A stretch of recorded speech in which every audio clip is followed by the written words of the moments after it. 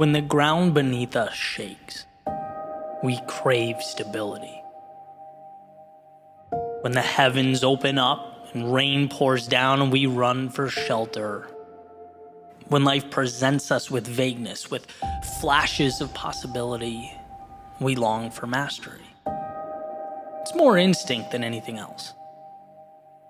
But could it be that that instinct that we run to like moths to a flame is leading us astray, that it doesn't have our best interests at heart? Could it be that we're so worried about protecting and maintaining an acceptable image for the world that we forget to build something internally that's worth protecting? What if that shaking is what brings down the foundations that held us back? What if that rain washes away the limits of yesterday as we evolve into something more? And what if those flashes of possibility require of us not mastery, no, not yet, but a willingness to be the fool? And what if that willingness isn't an unfortunate dead end, but a beginning? In one of his lectures at the University of Toronto, Jordan Peterson said, if you are not willing to be a fool, you can't be a master. In the cycle that is self-discovery, that is growth, we have to at some point step into an arena that's foreign to us, that we don't yet understand. We have to be willing to operate with inadequate resources, trusting that, they'll be picked up along the way. And that's a lot to take in. It's painful to know that others are going to have knowledge and skills and competencies that you won't. That you'll willingly inject yourself into the bottom of some hierarchy with nothing more than aspirations. But that willingness is your vehicle.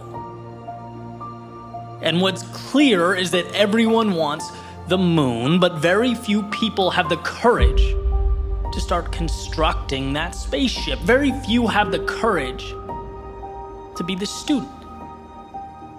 That's why our inclination is to quit when we can't snap our fingers and magically be on our way, when we can't leap past that wandering around the unknowns.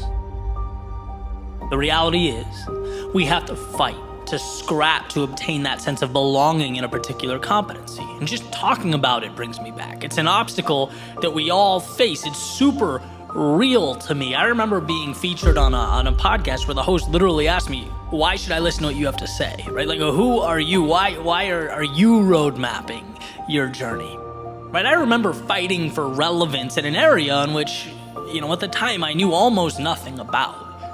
And I love how Peterson articulates this battle. He says at some point, you'll want to make a change and you'll feel like an imposter. And guess what? You are. But you have to be. You'll ultimately feel worse if you don't do it. That's imposter syndrome. Feeling like a stranger in your own body. And guess what? It's not wrong. It's just a beginning. I like explaining it like jumping into a cold pool.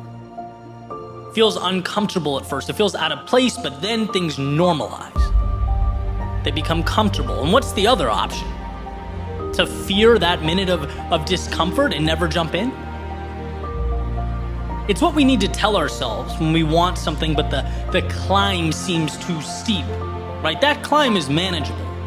You'll acclimate. The adversary's pushing beyond that fear of starting anew. Taking your limited understanding, bringing it to the base of that mountain, a new Goliath, and looking up with confidence.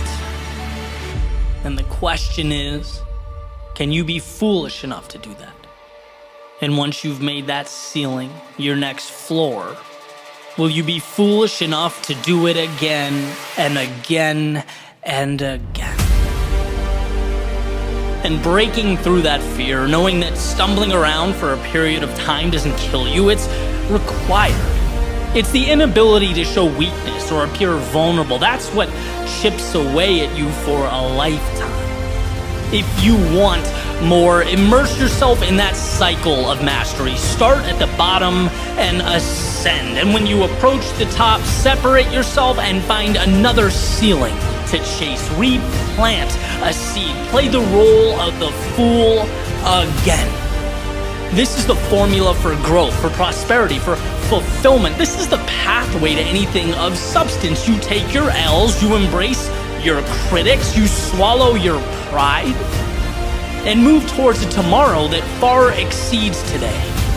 As your reality changes, your perception changes, the company you keep changes, you'll start to see that what's around you is made by people who are willing to fail and fail often. Our world is one devised by those who could put pride on hold, by those who were humble enough to crawl through the unknown long before they ran anything, who knew that before they played for any title or championship, they must first play the fool.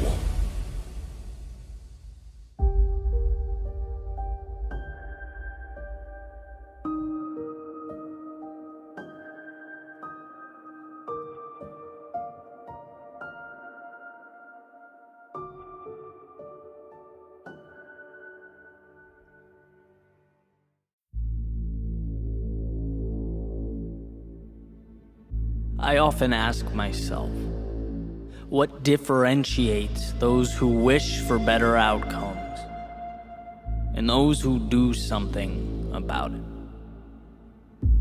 What separates the dreaming from the progress and the wishing from the reality? Sure, life is complex. There are a lot of moving parts to understand. But I think this element is simple. Those who build things in life are willing to not only see a reality that hasn't yet materialized, but they also understand that in a world of no, they have to be the yes. They have to believe in their ability to drive towards finish lines that no one else sees. See, meaning cannot come to fruition without that discomfort. Or as Nietzsche put it, one must still have chaos in oneself to be able to give birth to a dancing star, and that's just it. Most people see what is, most people conform, they do not create. To change something means you have to be the metaphorical eagle amongst pigeons, flying above all that, everyone, everything else, superseding the limiting beliefs that shackle others to their one-dimensional realities. But most importantly, it means you can see.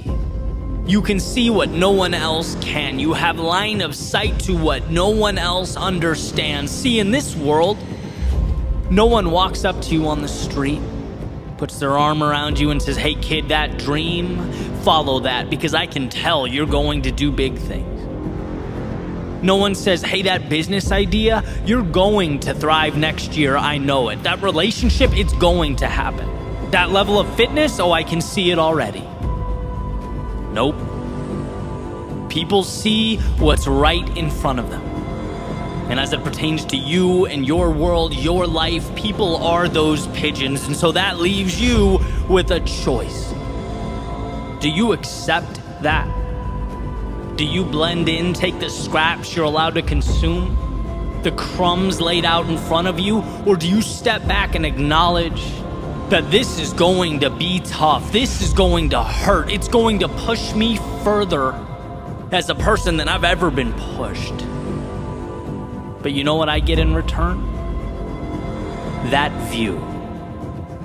I get to live above the clouds with those who don't wait in line. No, they become the main attraction. They transform what is into what will be, because the world, it has a way of ensuring that we really want what we say we do. Greatness in any area of life is reserved for those willing to carry forward when most would turn back, to build a bridge to something greater when most people point out that your bridge is not connected to anything, that it's a waste of time, it's trivial, useless, irrational. good. Changing your life in the world around you has to be irrational. Taking the status quo and shaking it, saying, I'm going to alter this landscape, is irrational. But from irrationality comes the future.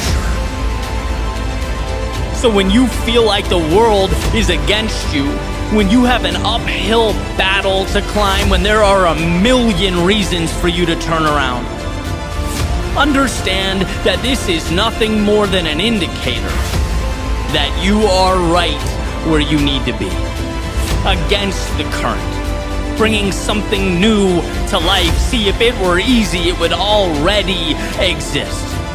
But changing your life, that makes you an architect of the unseen. So build. On the days you want to, build. On the days you don't, build. When they understand, build. And when they assume you've altogether lost your mind, build. Sure, it's not easy, but it's worth it. And when tomorrow comes, and it looks a lot different from today, when you've grown, evolved, transformed, and you look back and don't even recognize the person you once were, that won't be because you listened to the chirping of the doubters and the naysayers. It won't be because when strangers told you to give up, you packed your bags and went home.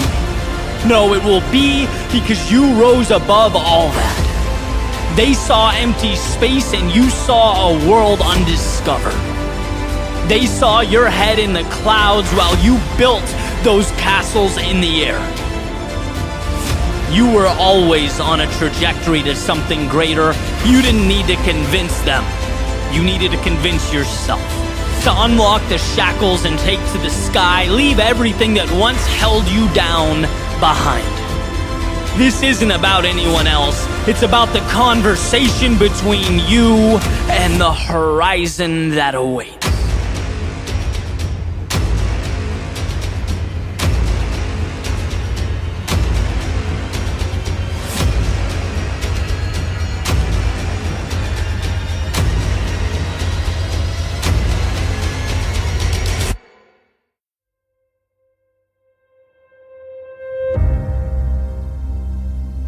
If you're lucky enough to be different, don't let go. I spend a lot of my time and energy exploring the power of perspective, how our reality is determined by how we interpret what's in front of us. How one person can look at one thing and see pain or a problem or a barrier, and another person can look at that exact same thing and see opportunity, or a future win, or a bridge to something better. And I think one of the best examples of this is how we perceive those qualities that make us unique. Those things that put us in a different category. Maybe we're a little hesitant to fully embrace because they're not common. And when it comes to that which separates us from everyone else, well, I believe we have a decision to make. I'm going to go back to Robert Frost's fork in the road, right? He says, 2 paths diverged in a wood. I took the one least traveled by, and that made all the difference. On the surface, you could easily brush this off as trivial. It's like, oh, nice, that's cute. He took the path less traveled by. But what does that mean? As it turns out, it means a lot. It means instead of burying what makes him different, he made it his battle cry. Instead of slipping under the radar and sneaking through life like so many of us do, he signed the dotted line for the pain of being a beginner, the struggle of being uncertain, the discipline and sometimes torturous road that is turning a passion into excellence, trading peace of mind for the pursuit of meaning in life. Exploring what makes you unique, it takes courage. And in that message, he chooses courage. Because it's not just that you're alone. Taking that path means every step of the way, your mind screams at you reminders that you're alone. It's not just fighting traffic patterns, it's fighting your DNA. It's resisting that impulse to please sit down, shut up, and blend in. So is it a trivial decision? I'd say not really. Maybe even the most important decision you can make. Because I promise you it's not your commonality with those around you that will bring fulfillment, that will leave a mark on your life and the world that surrounds you. No, it's that thing that's unequivocally you, that's a little out there, that's somewhat strange, that you don't know why, but its gravitational force pulls and pulls and pulls.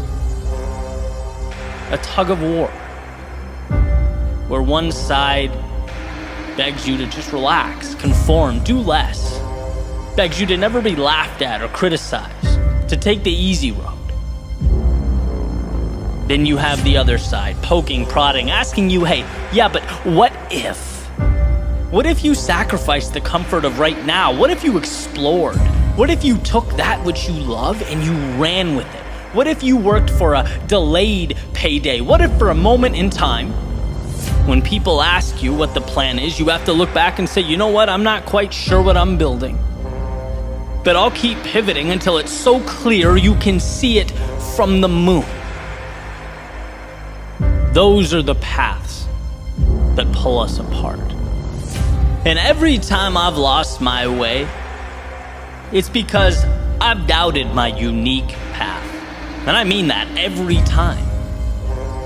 It's when I become impatient with the journey or look around and see someone else winning in a different arena using different methods, different strategies, see the latest trends and success formulas. Hey man, I want part of that, right? I'm human. I want to win. I want to succeed. But just like a little opening is enough to let in the outside water that sinks the boat, well, a little bit of doubt is enough to derail your process. A process that you have to believe in, protect, nurture. A process that I've come to separate into two pieces. Number one, believing that the exploration of that thing that makes you unique, it's valuable. That your abilities mean something. They're not inconsequential. They're not stupid or trivial or unnecessary. If it means something to you, it will most certainly mean something to others. And you bringing it to life not only helps yourself evolve, grow, flourish, it helps the world. You just have to believe that enough to bring it to life. That's number one. Number two, trusting that as long as you don't stop in pursuit of your unique self, you can't lose. You can't lose. And I don't mean continuing to ram a square peg into a round hole. I mean growing, learning, experimenting, seeing what works. There's a saying that when you hit a dead end, it's not that the goal or the dream should be abandoned. It means the plan needs to be changed or adjusted. And as you get better and more experienced and continually work to adjust your strategy and your plans, learn from your mistakes, it becomes a matter of time. You increase the odds with every step forward. Being different is the most precious thing afforded to you.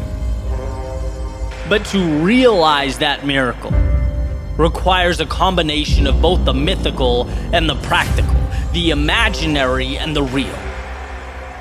Dream that dream, visualize that growth, create a world out of those ideas that don't exist yet. But also understand that the conversion process from dream to reality is a practical one. It requires repetition, learning, losing, adjusting, and people don't like that. It's much easier to blend in than spend years pushing through the agony of setting yourself apart. But it's worth it. And the evidence is so obvious, so plainly pointing to the fact that we only celebrate the outcasts, the crazy ones. We sit around campfires, listen to lectures, watch movies and documentaries about the people that had every reason to doubt themselves but kept moving forward. About the people who could have swept their unique abilities under the rug, but instead used them as their foundation for everything. Not being distracted by what's popular or how anyone else lives or operates. Not seeking to be anyone but themselves, knowing that that is enough. Knowing it's the seed to something precious. The only question is, will you provide the right conditions and nourishment for that little seed to grow? Will you do what so few people have the courage to do? Let their authentic selves shine through. Let who they are emerge. Emerson has a quote. He says, "To be yourself in a world that's constantly trying to make you something else is the greatest accomplishment." He goes on to say, "My life should be unique. It should be an alms, a battle, a conquest, a medicine." And see, perpetual happiness is a fool's errand. No, life is full of trials and tribulations and ups and downs. But fulfillment comes from that quest for meaning, for more, for building something, for creating your unique self, a process, a pursuit that must be chiseled from stone. It's never given or provided. It has to be found. Take it. And as Emerson beautifully implies, now is the time. The question is, what are you going to make with this once-in-a-lifetime opportunity? What will you make of the possibilities that only you know, only you understand, that only you can bring to life? Never doubt yourself, or your gifts, or the things that set you apart. You don't need everyone else to believe in them. You just need to convince yourself. Everything else, it falls right into place.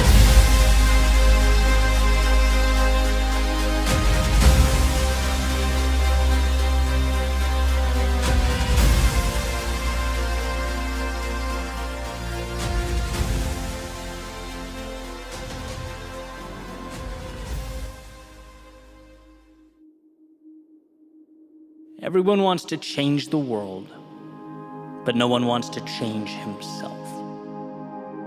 This was written by Leo Tolstoy in reference to people's proclivity to point out at the world and project blame rather than to point in at themselves and ask, why? What can I do? Right? How can I be better? Which, when you think about it, is basically a shark forfeiting its bite. Right? Or a bird giving up its wings. Our personal agency is without a doubt our superpower. Yet, from my vantage point, sometimes feels like we're walking away from that superpower, a tiny step at a time. Little by little, day by day, we're allowing greatness to fade while bringing about the death of the hero. And well, that's a pretty big claim. What could I possibly mean by this? It's funny, when people ask me what I'm most proud of, my mind pretty quickly goes to my work, the brand that I've dedicated the last almost decade to building. But I don't think that's right. I think it's a product of my answer, but it's not my answer. What I'm most proud of is chipping away at the monster that is the victim mentality. My default when things went wrong for so long was to feel bad for myself. It was easier to be the victim and sulk than it was to keep taking the hits. It's like a cheat code. When you can just bask in your sorrow and hate the world, you don't have to do anything. It's like a giant ibuprofen for the discomfort that is life. But it relieves the symptom, not the cause. And to understand, to overcome this worldview is like being gifted with a new pair of eyes. And what I learned was that self-pity, it gets you nothing. It leaves you resentful, disappointed, envious, wandering down a path that is not your own. What I learned was that my story needed a hero. That's why as I grew, I spoke about the power and the beauty of doing the difficult thing. Running in the rain, chasing the metaphorical fireflies, taking the last train home. See, until you immerse yourself into that vast unknown, you stay in a cell of your own making. You build walls of limitation and you exist entirely within them.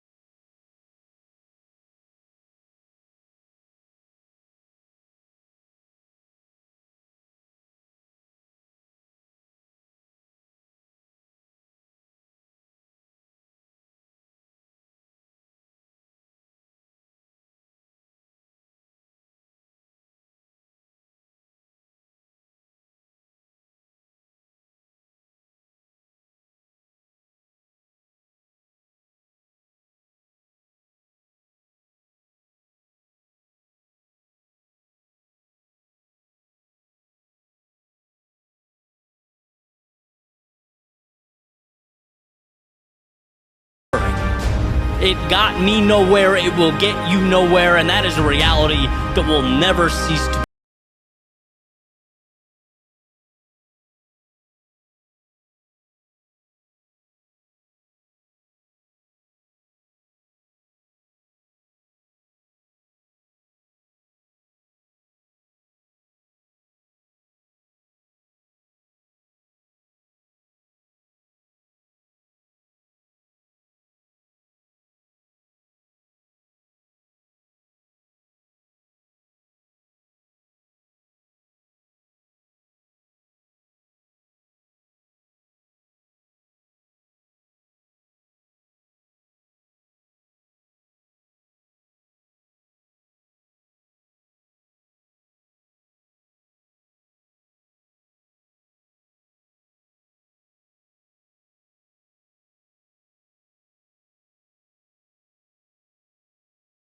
put on pedestals the times that we've reshaped the familiar. And a world of participation trophies is a world that has disincentivized that which makes life worth living.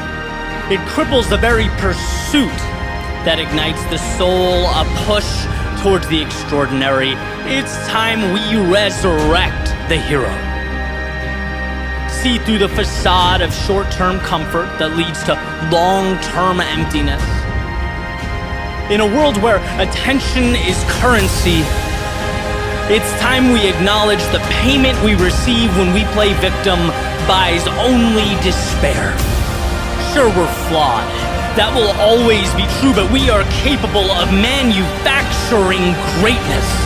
We're capable of capturing hearts and captivating minds. If you could only see within yourself that story unwritten, if you could feel the greatness that awaits, the roads to be traveled and mountains to be climbed, there would be no debate. There'd be no hesitation about that march to the belly of the beast. If only to show that our demons exist solely where we allow them to. Resurrect the hero. Fight those battles that light you up. Blaze your trail through the valley of darkness. Take that path unknown to the common man, unseen to those who live within the confines of what is. Resurrect that hero, because you need you, because the world needs you.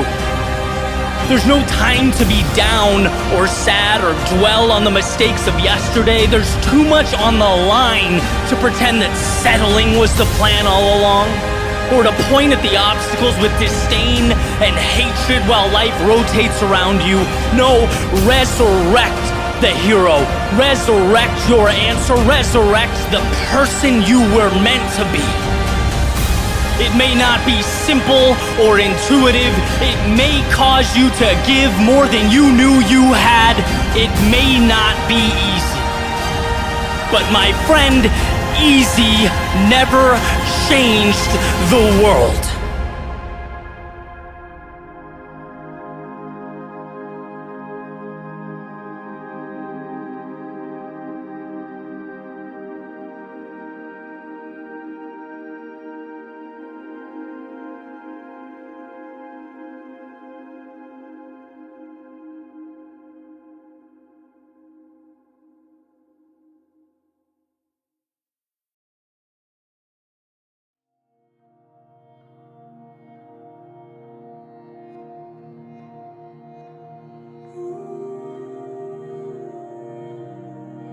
That thing that gives you butterflies, that lights you up, that world you see when you close your eyes, chase that with all of your soul. Chase it.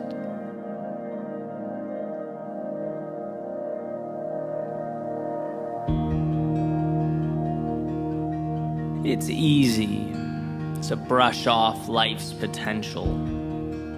It's just outside the realm of possibility. To see the ideal as some form of window shopping that you can almost touch. A fantasy to be explored when you sit back in your office chair or pass time in the doctor's office waiting room. But I think these aspirations mean more than that. Not distractions, but a North Star. Not a diversion, but the path. And by the way, I'm not naive about this pursuit and all that it entails, the truth behind it. I'd never advocate that what's possible or meant to be is somehow easy. In fact, I'd argue the only way something is meant to be is if you're willing to commit to the difficulty in bringing it to life. Otherwise, it wasn't meant to be anything but a missed opportunity. Because it surely will be a difficult road. And here's what we come to learn: everything of value is difficult. In an attempt to oversimplify, I often break life down into the easy thing versus the difficult but meaningful thing. And in some ways, sure, that's true. But I can also honestly say it would have been more difficult for me to have stayed where I was, not moved at all, to not have pursued what I believed in. It would have been more difficult thinking about that life I could have lived, the doors that could have opened, and that's just it. Life is about choosing your difficult. The difficult you seek out intentionally, or the difficult you come and let take control, render you helpless. And I think when we find ourselves in routines, or we've built for ourselves a world, we know we don't want to live in anymore, or we've outgrown, it's not that the current is real and the future is not. It's that we, somewhere along the way, decided to face the wrong opponent. Some adversaries make us stronger. They force us to be more, to grow. Other adversaries or opponents, they sit back and they let us defeat ourselves, and that's what we don't want. See, when the world knocks you down, You get to rise again. Wiser, tougher, stronger. But when you keep yourself down, well, there's nothing to be gained from that. Those two opponents, they are not the same. I reference my speaking career because for me, it's where that transformation is most evident. It's where it all began. My opponent was very much me. Avoiding opportunities, hiding from failure. I didn't give life a chance to knock me down. And so it didn't. How could it? I'd already placed myself in chains. And because of that, guess what? I stayed the same. I couldn't evolve. My ideal future was an idea that would briefly entertain me from time to time and move right on. It wasn't until I found the courage to switch my opponents. From myself to the world, I let life humble me. I gave talks where I was nervous and had cold feet. Keynotes where my delivery was mediocre at best, where I barely got by. But with these battles came metaphorical riches, came that trust that had to be manufactured, that confidence that had to be earned. When I got out of my own way, I was able to let the trials and tribulations of life create a new foundation for me to stand on, to redefine reality. And the good news is that anyone can do that. Anyone can ask that question. Is something external in my way right now that I need to figure out, that I need to solve? Or am I in my own way? Am I not even giving myself a shot? Have I settled for right now as truth? When right now is just the less ideal difficult. When I was little, playing action figures with my buddy up the street, we used to think it was cool to see around corners, to see through walls, to know what was coming before it arrived, right? For action figures, absolutely. In superhero movies, why not? But in the journey through life, you don't need to see around corners. In fact, it's counterproductive because it is the interaction with the unknown that matters. It's adjusting amidst life's uncertainty that comes to make you who you are, transforms you and your reality. As far as I'm concerned, the only way to lose is to remain behind that corner, peering out every now and then, hoping to get some kind of advantage or shortcut, willing to let life pass you by while you wait for the stars to align, thinking that that vision of an ideal life will stroll along the sidewalk, see you and reach out a hand. That wait will be a long one, unproductive and difficult, more difficult than trusting yourself to face whatever lurks around that corner. So remember that who you are is built, and every time you do something a little bit scary or unsettling, every time you wander a step or two outside of your comfort zone, the reward is not just the short-term triumph you feel as you leapfrog that obstacle and carry on. No, you are investing in a new you, a new reality. You're investing in something changing before your very eyes, putting a little marble in a jar that is your potential, and you can't see it, not now. No one's going to announce it to you. You might not even realize or understand until you look back years down the road. But those little acts of courage, they matter more than you know. They're not trivial, and they are certainly not insignificant. When that movie plays in your head, and you think to yourself, I wish, or if only, and the delta between that image and The reality on the ground disappoints you, gives you a little knot in your stomach or dissatisfaction that floats around in your thoughts. Remember that feeling is transferable. That difficult can be exchanged for one that actually changes things. You can get off the merry-go-round and towards a new North Star. Difficult, yes, but we've seen the goal is not to avoid difficult. It's to pick the difficult that will transform your life. It's to find meaning in a world that, if you do not pay attention, will paint your landscape with routine and obligation. And today can certainly be a continuation of that script. A box that's checked, a calendar square with an X. Or it can be the beginning of something that gives you butterflies, that lights you up, that brings you one step closer to the world you see when you close your eyes.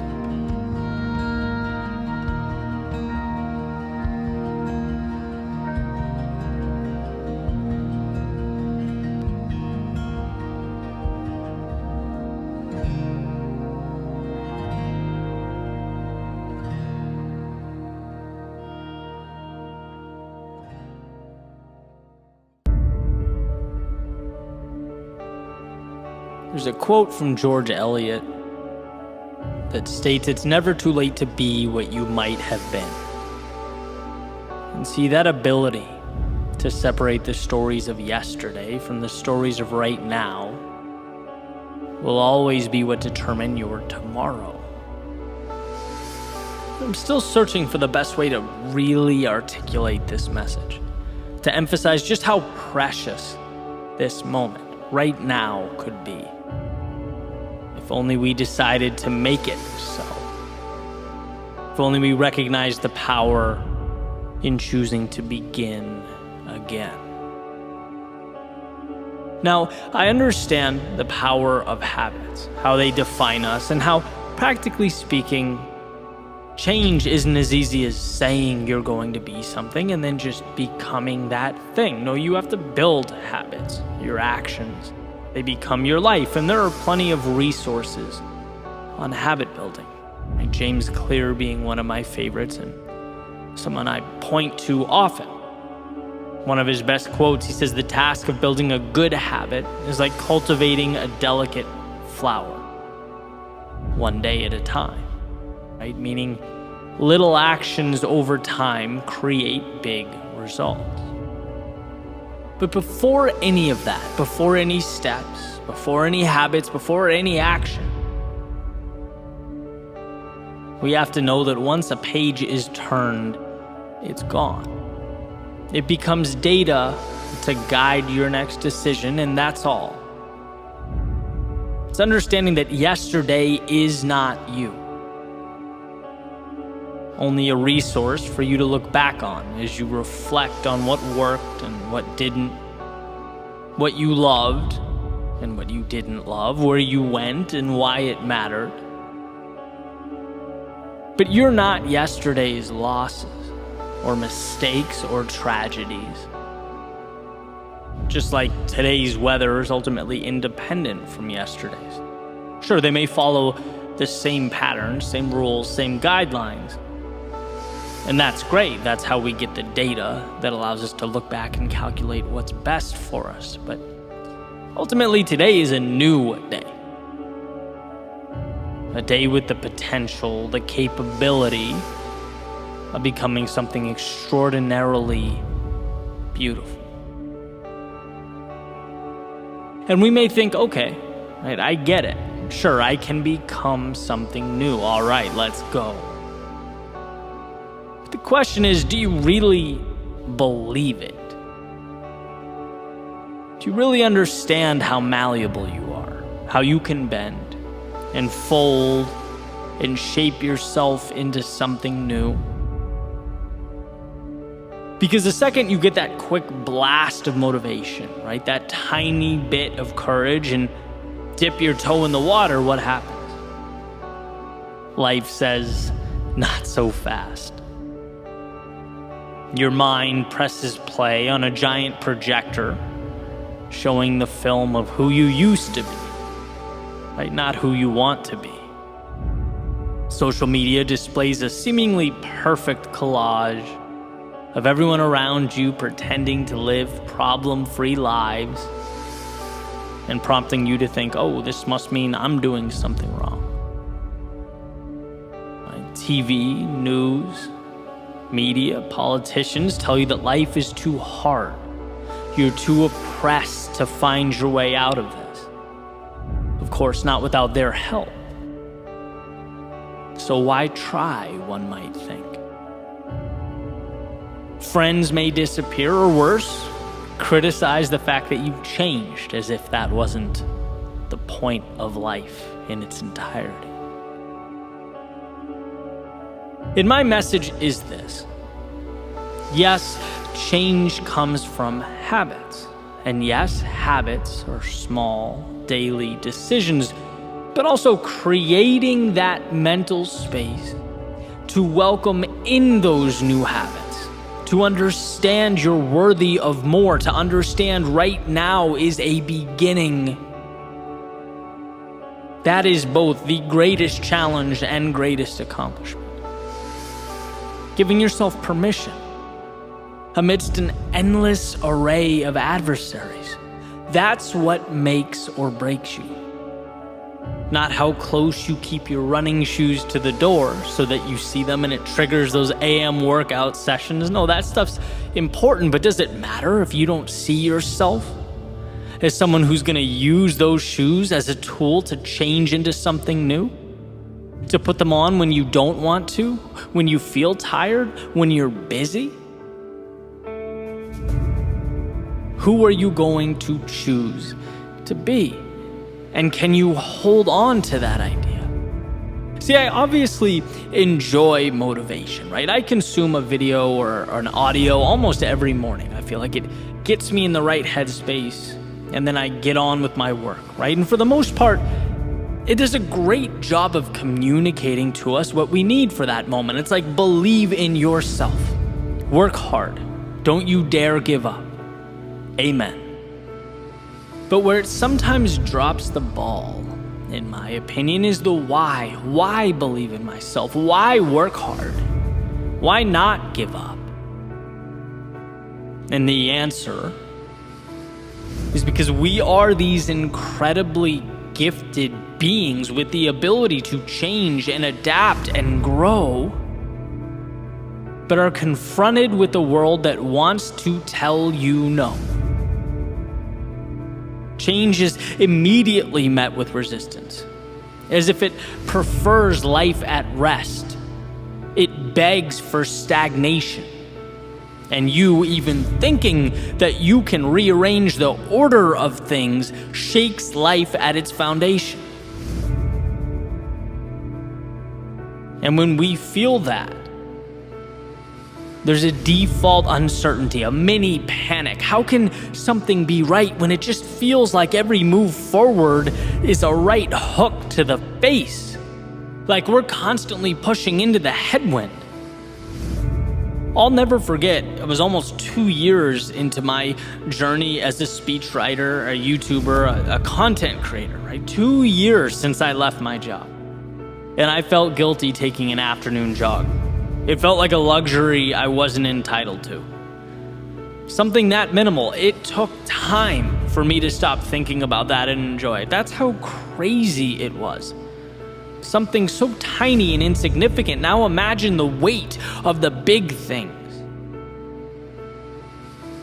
With change, the hard thing is the right thing. That's a tough idea to put our hands around, to hold, to embrace. What we least want to do is so often what we need. But as Campbell says, the cave we fear holds the treasure we seek. As Peterson says, the dragon protects the gold. Jim Rohn, the winters of life give way to the springs and the summers. Nietzsche said there's no beautiful surface without a terrible depth. To become who we might be hurts. And I'm not sure why it has to be this way. Perhaps a test to weed out those who don't really want it. Or maybe it's what we learn when we leave the pieces of ourselves we no longer want behind. Or maybe it's because without that fight, without that suffering, evolution just wouldn't mean as much. But the climb, it creates the view. Regardless the reason, I hope the point comes through and it comes through loud and clear, and not just now as your alarm clock goes off and you're looking for that extra push to get up, but tomorrow, in the morning after that, when things become a little bit harder and the finish line feels a little less real, a little less visible. The person you hope to become is as real as the present moment. It's as real when you're excited and motivated as it is when you're discouraged and down. But look around you and understand that it's counterintuitive. As crazy, as frustrating as it might be, the discomfort and uncertainty does not mean you are lost or you've wandered too far. It means you're right where you need to be. It's the little price to be paid every day for monumental change. So as you look out your front door, know that more does exist. Know that it will demand more of you than you've ever given, and know that you are capable of not only meeting but exceeding those demands, and that it will be the most rewarding, incredible, meaningful journey of your life.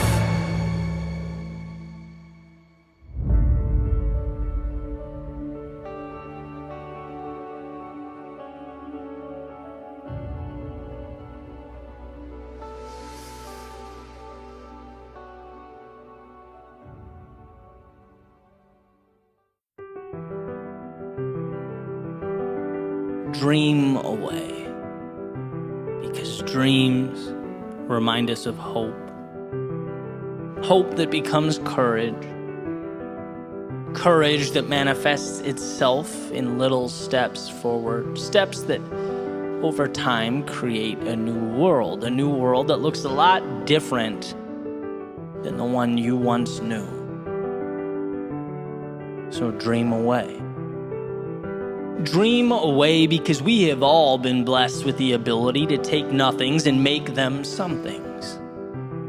We've all been given the power to take blank spaces and make them landscapes, to see with our eyes worlds that aren't yet there. And what a shame it would be to repress that gift, to label it fiction, to keep it next to our books and our movies. How much a tragedy to allow it to be merely a temporary escape, instead of the permanent beginning it was meant to be. So dream away. Let it lead you, because dreams, they'll either become the stories we tell or the regrets we hide away. A personal evolution or untapped potential. The reason we jump out of bed in the morning, or the reason we keep our eyes closed, clinging to the last few seconds of joy before we confine ourselves to the self-made prisons we built, the invisible walls that separate what we see from the possibility a short trip away. But look around you, one might say. This is reality, and this looks a lot different than the dreams that bounce around in my head. If dreaming was some magic formula, I'd be there already. Well, magic isn't quite my claim. No, dreams are not magic. I think their composition is so simple, so practical, so obtainable that magic, it isn't needed here. In fact, thinking dreams require some larger-than-life magic might just be the problem. Dreams require a willingness to start and a single step forward. The rest Well, the rest we figure out along the way. Every little decision to carry on through the haze of that great unknown. That's where we discover life's possibility. And if that's magic, then my friend, we are all magicians. Okay, he might inquire further, but is any of it guaranteed? Well, that's a highly complex question as we make our way through this highly complex world. But I will do this. I'll guarantee one thing and one thing only. If you do not dream of better tomorrows, today will be eternal. Things will stay exactly as they are now. See, your dream is the North Star that guides the path. The target calling the arrows, it's the lighthouse that brings the ship home from sea. And without a foundation to build upon, you'll have nothing to stand on. So instead of talking about guarantees, let's talk about lost opportunity cost. Let's talk about what happens if you don't go, if you don't explore, if you don't build. What will you miss? See, most people, they only understand what has already been created. Let's not be most people. Why stay in the lines when there's nothing else to discover? Why black and white when color changes the dynamic entirely? The greatest enemy of possibility, of potential, is one's need for certainty. It's the person who talks about something more but knows something more will remain an afterthought. Because as beautiful as it sounds, it's not guaranteed. And because they cannot guarantee something better, they will guarantee the status quo. But I'm asking you to see the flaws in that line of thinking. I'm asking you to understand that our very biology cries out for safety. That we have to fight our urge to settle. Our desire to take the monster we know over the one we don't, because it's the monsters we don't know that put meaning into life. It's the journey that elevates the destination. And while it might feel like what you want in the short term, that long term, it sings a different tune. To get where you need to go, you have to move into the headwind that is the comfort of now. Find within yourself the courage to simply crack the door, to just let a little bit of light in and see how it forces its way into every corner of your soul. Once you feel that satisfaction of progress, you'll be consumed, pulled in, as though the only thing larger than fear of failure is the rush of becoming who you were meant to be. I once heard something that changed the way I looked at the world, something simple, the idea that we don't climb the mountain for the view. We climb mountains because of who we become on the journey up. The view is merely representative of that journey. The dream isn't in and of itself the goal. It's an invitation to immerse yourself in all that is beautiful, meaningful, worthwhile, jaw-dropping, eye-opening, and powerful. It is what cracks that door and lets the light in. So dream away. Because that dream, it's no threat to your safety. It's what will ultimately save you. So dream away. Dream away so that you capture that sunrise you were given.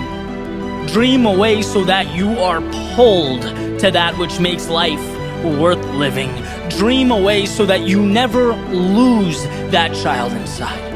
So that you don't leave the adventure on the table and keep your ideal existence on the shelf. Dream away so that you see the abundance that surrounds us. the hope within us, and the future that calls us for yourself. The people in your life and the ones who eventually will be, dream away.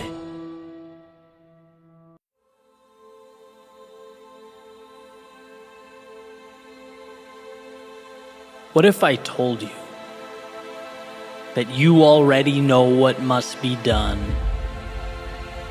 You just need to put yourself in position to do it.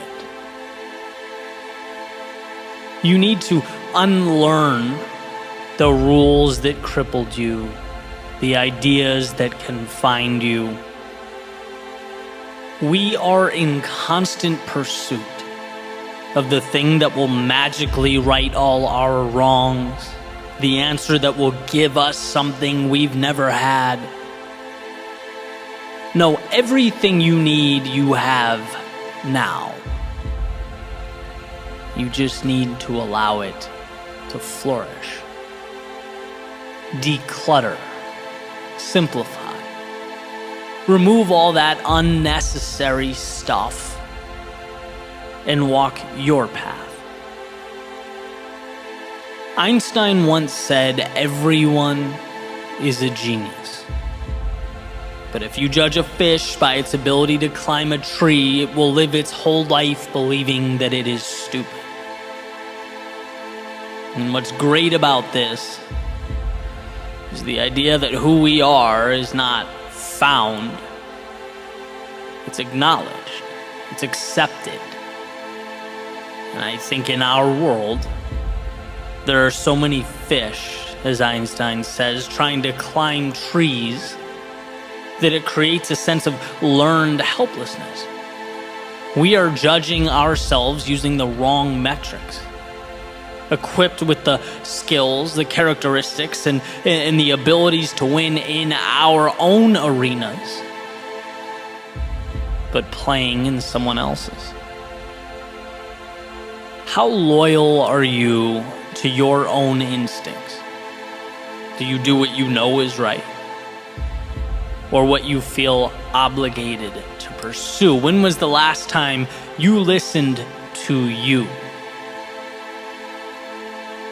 In Tim Grover's Relentless, he introduces a brilliant metaphor. He says, a lion doesn't have to be taught to be a lion. It just is. It hunts, runs, roams, explores, lives life the only way it knows how. Now, if you capture a lion, bring it to the zoo, or put it in a cage, it will carry itself differently. It will lie down, move around lazily, sluggishly navigate its little space.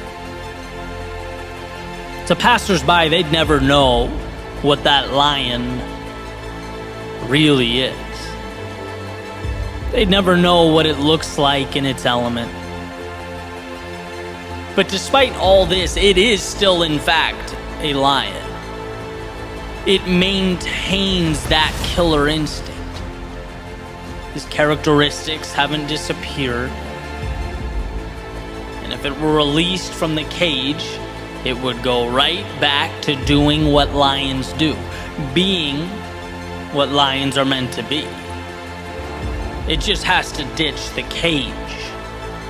And the point is, perhaps, so do you. There's a little light in your soul that waits day and night to explode into something meaningful, where your nature meets your environment, where the I shouldn't do this, the odds are impossible, the I'm not good enough, I can't lose what I have now, where all that fades away, where it's left behind you. And you're finally free to reign over your own territory, your own life, your own empire. See, we constantly feel like our glasses are empty, like we're missing pieces, in need of something, just one more thing. That will be our answer. That's all we need.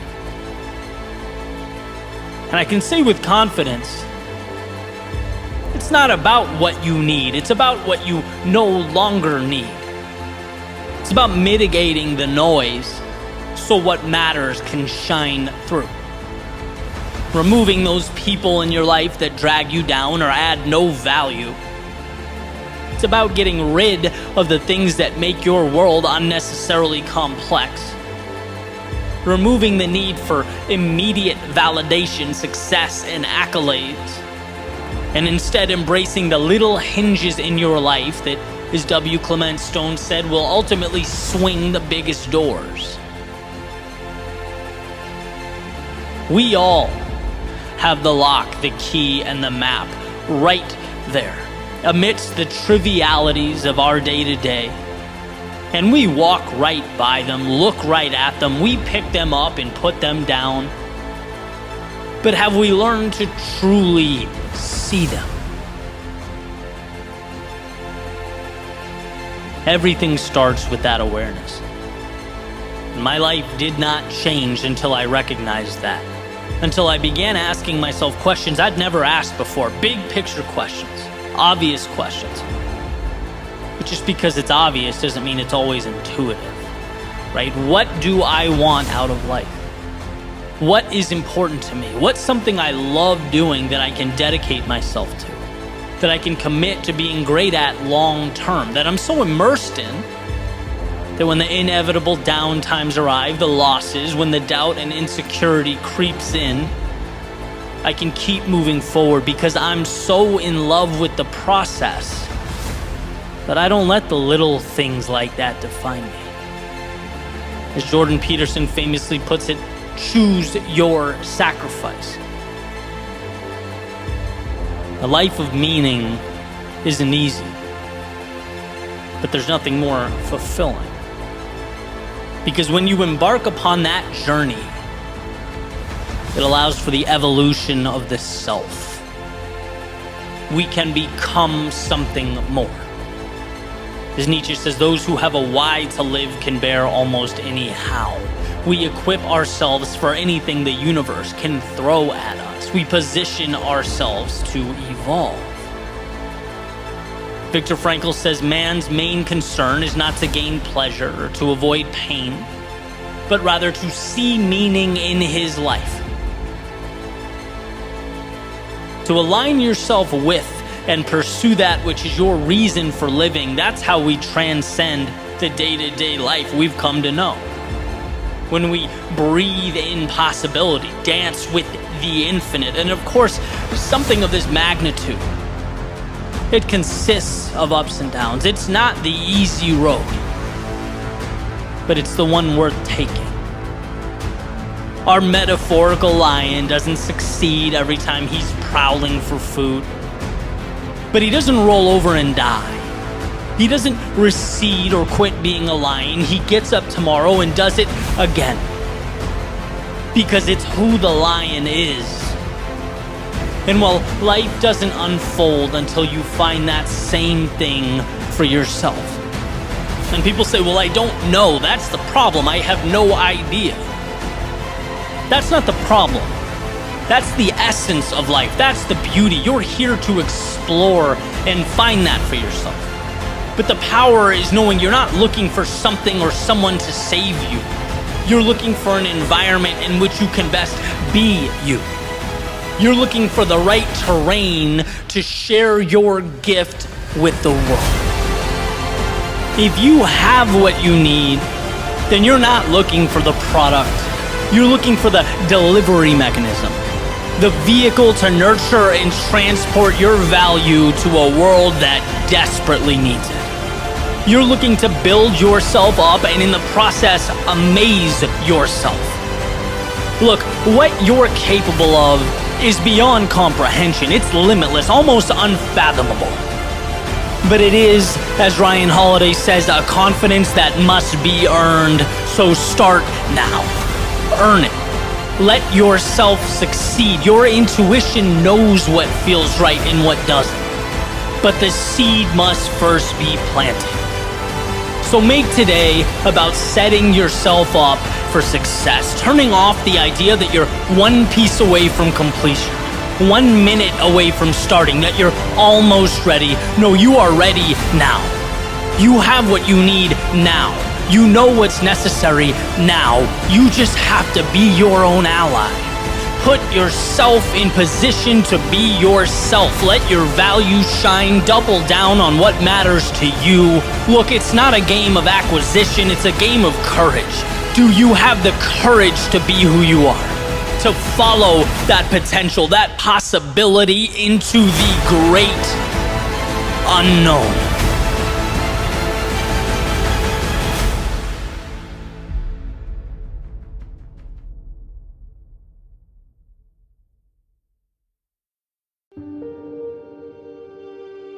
This moment is a collage of your past.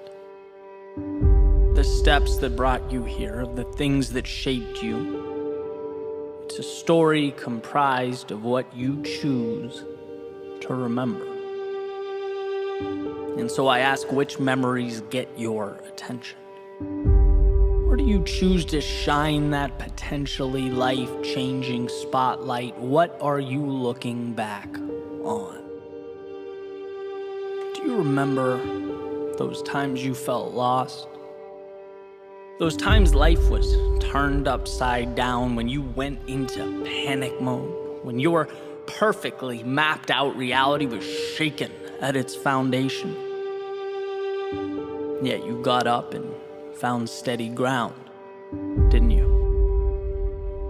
Do you remember that? Do you remember when the things you thought were forever turned out to be as fleeting as a setting sun?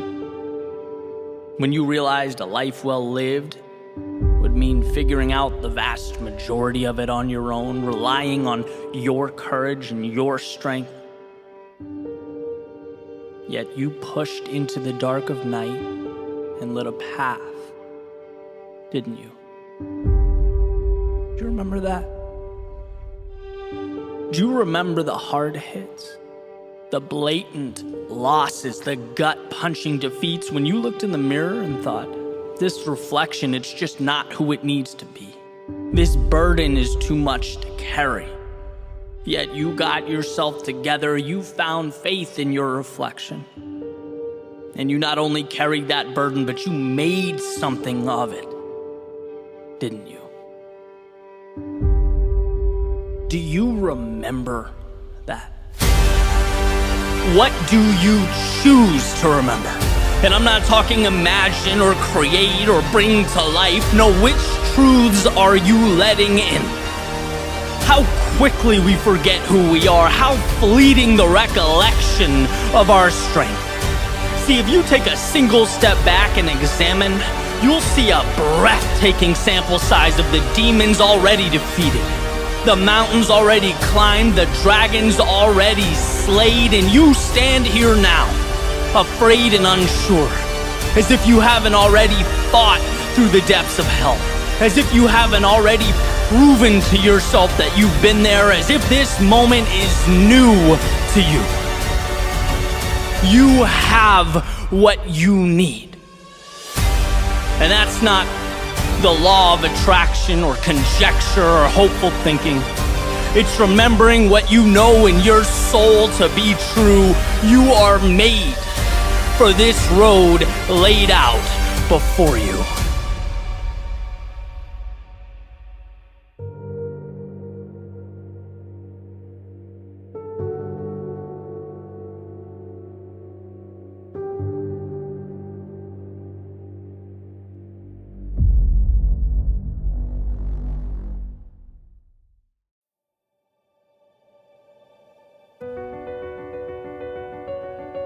When the water rises, it's sink or swim.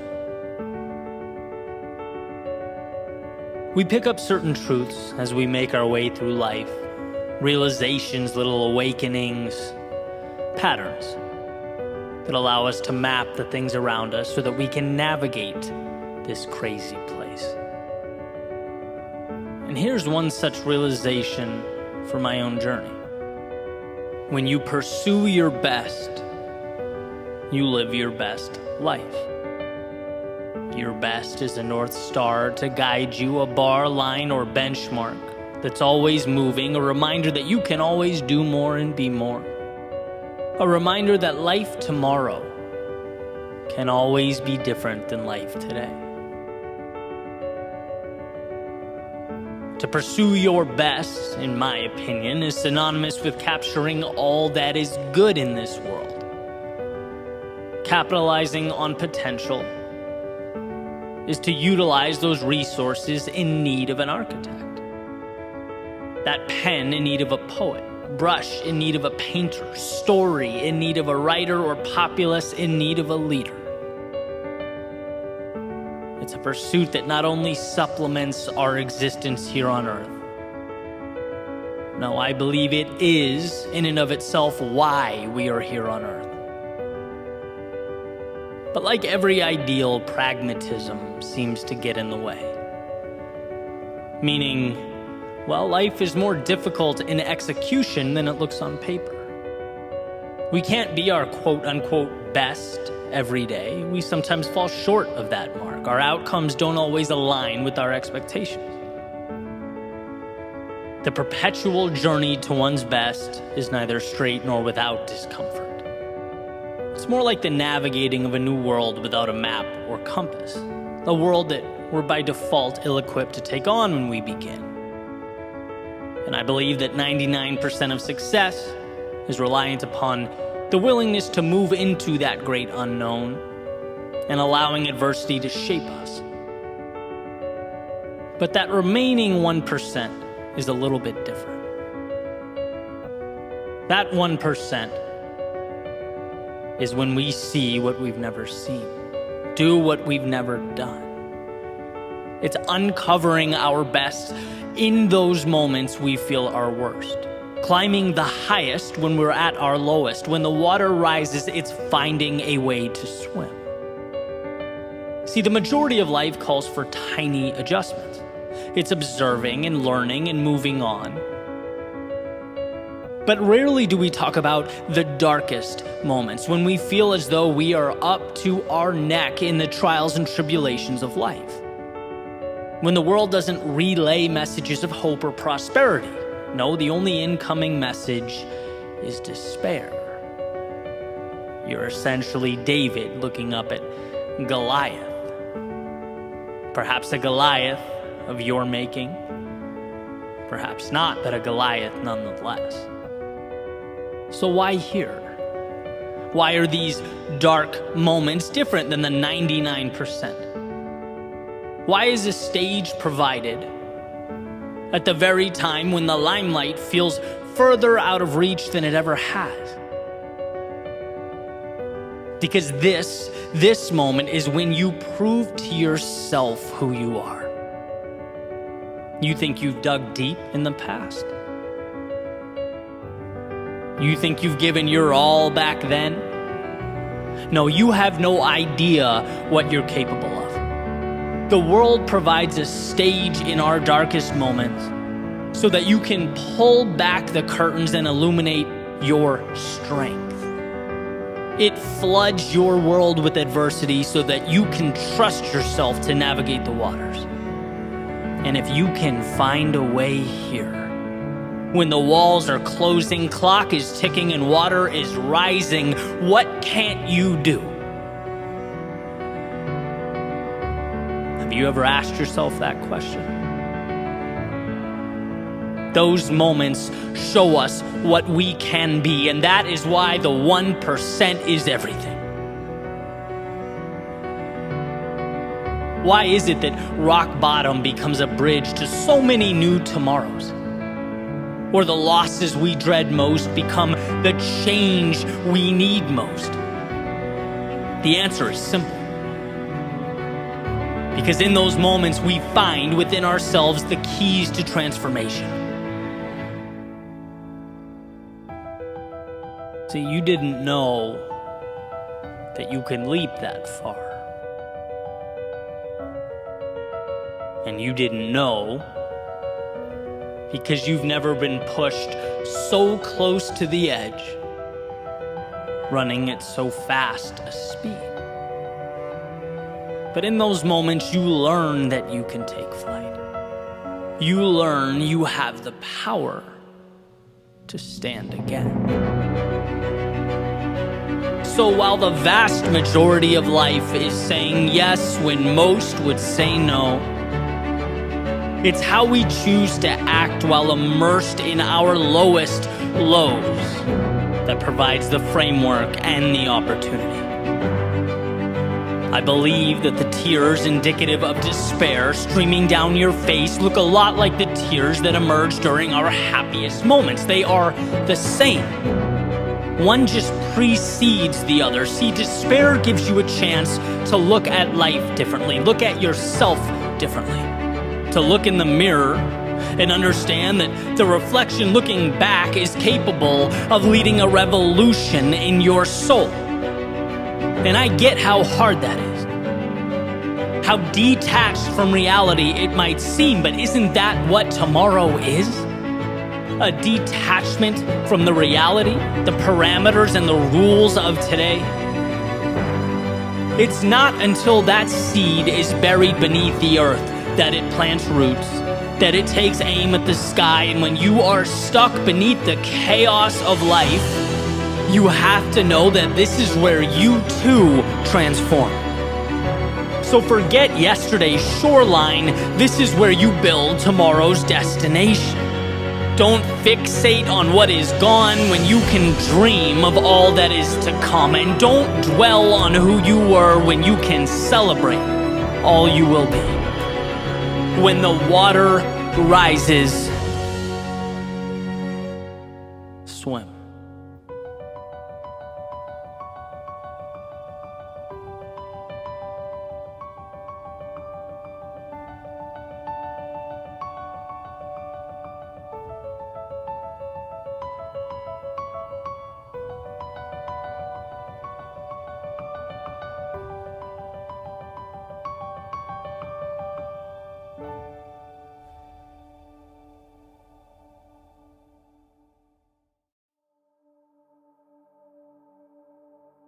One of life's greatest lessons is that yesterday is only as powerful as we allow it to be. Yesterday is an idea, a story, a movie that started and ended. Now, it's quite possible that story or that ending is disappointing, or it hurts to look back on. Perhaps a reminder of something that wasn't ideal, something you want to break away from. So the question is, why do we give that old story power? Why do we relive it, create this self-inflicted wound? See, the past undoubtedly played a critical role. It brought you to where you are now. It, in many ways, shaped your worldview, constitutes your beliefs. It was the very road to this moment, and there's value in that. But imagine this scenario. Imagine stepping into your car, turning the keys, and thinking to yourself that you can, in this very moment, only drive down the roads you drove on yesterday. Only associate with the street signs you know, the places you've already gone. Your reality now is determined by what you've already done. So adjust and get used to it. You would say that's outrageous, right? Yesterday's path has nothing to do with where I'm going now. Just like a boat's wake trailing off behind it has nothing to do with where it's going next. The person holding the wheel controls that. We are saturated with freedom. There is so much opportunity and possibility and potential in front of us that we fail to see because we can't stop thinking about that fictitious story we call yesterday. We confuse the path we took then for the one we need now, the wake from the steering wheel, what is, and that story about what was. The gateway to change is unshackling ourselves from those imaginary monsters And more often than not, the answer isn't in finding some solution, it's in cutting ties with those things that no longer serve us. Then we see the world as it truly is. Then we see the magic laid out before us. And I get that it's easier said than done. Leaving a part of us behind hurts. Looking in the mirror and being vulnerable enough to say, I can be more than this. It's not easy, but it's possible. And everything starts with how we see ourselves. And when we remain captives to the past, everything about who we think ourselves to be is outdated. We're neglecting one of our superpowers, the perpetual ability to restart. And one of the most important conversations I've ever had was on this topic. It seemed trivial at the time, but I was having lunch with a friend, and we're talking, and I mentioned to her that I was full. And she goes, well, then why are you still eating? And I'm like, because I paid for it, right? I wanted to get my money's worth. And she says in a very, pragmatic way, Eddie, just because you paid for it doesn't mean you need to eat it, right? It's a sunk cost. Why don't you move on? And the whole thing seems silly, right? It's like, yeah, if you're not hungry, don't eat. Move on. But in the grand scheme of things, how many of us keep on consuming that which doesn't serve us? How many of us stay too long when we should be letting go? We let the path behind us dictate the one before us. See, there's a tendency to overvalue what we know, to feel so invested in how things are, even when we're not happy or it's not healthy, that we'll take the pain of now over the potential for something greater. And that's precisely why the unknown is so terrifying. It's not concrete. It's a world unsettled, and man, do we hate being unsettled. But what we fail to realize is that every time we close our eyes, take a breath, and work up the courage to step into that unknown, to leave yesterday behind us, life gives us new pieces. It resets the stage. It provides new tools to build something incredible, something more ideal, more conducive to our goals, our hopes, and our dreams. And the thought is, well, but what if things become worse than they are right now? What if I move forward and I find myself more confused, more lost? What if things are more chaotic? And that may, for a moment, be true. But what we do is we adjust. We learn things we never knew. We see things through a lens that we never could. Touch things that we never thought existed. It wasn't in staying, but in leaving, that we rediscovered who we were meant to be. That we allowed our truest selves to flourish, and worst case scenario, contrary to popular belief, it's not that the world ends. No, the worst case scenario, should you find the courage to move forward, is that you end up right back where you started. A little more confident, a little bolder, and better prepared to live this life like you never had. All that's needed is for you to convince yourself that there is more. You just need to taste the fruit, step into the sunlight. That's the difference between reality and the story in your head. Reality is that this world has for you everything you need to change, to grow, explore, build a life that means something. It has the support structures and the resources for you to pull yourself back up every time you fall. To say, okay, that hurt, but now let's try a different angle. There is undoubtedly what you need. And the question is never whether the X on that treasure map exists. Trust me, it's there. The question is whether you can pause that story in your head. The tales of a dark, mean, and scary world trying to hold you down. Pause the idea that you're nothing more than the you of yesterday. You're nothing more than how people knew you to be. Pause the idea that you're nothing without that job title or that relationship. Pause the idea that you need him or her or them in your life. Every day you wake up, you are a blank canvas. Who cares about yesterday? What do you want to paint now? When you walk out your front door, where do you want to go now? Step outside that circle of familiarity. See how artificial and in some cases ridiculous these boundaries are that we place around ourselves.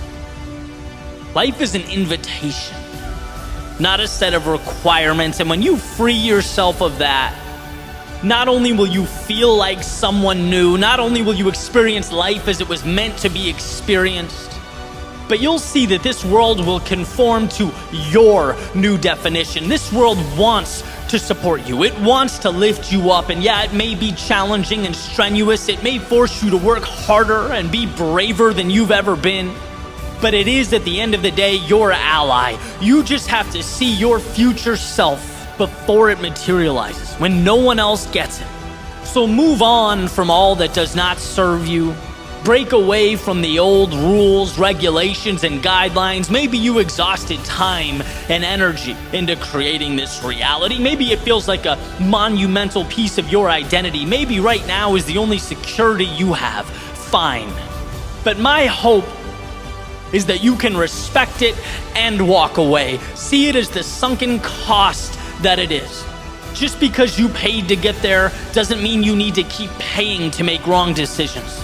Just because it took your time doesn't mean it's entitled to keep stealing your time. Just because it's part of your identity now doesn't mean it must be tomorrow.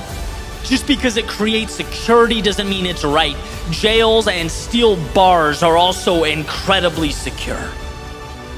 No, today we are breaking free, leaving the past in the past and setting our sights on the horizon. Today is the end of yesterday and the beginning of the rest of your life.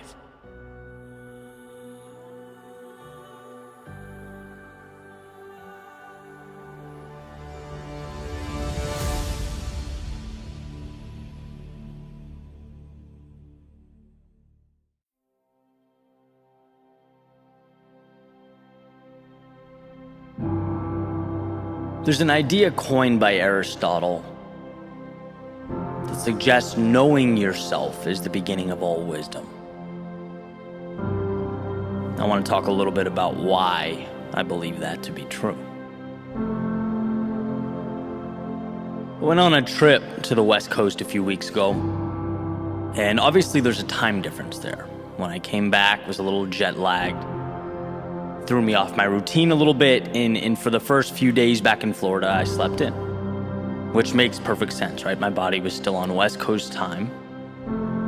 But then 3 days went by, and 4 and 5, and then a week, and I kept setting the alarm, and I kept sleeping through it, and this drove me crazy, right? I love my mornings, and I can go into that some other time, but the bottom line is I kept, even knowing it's in my best interest to get up, I stayed in bed.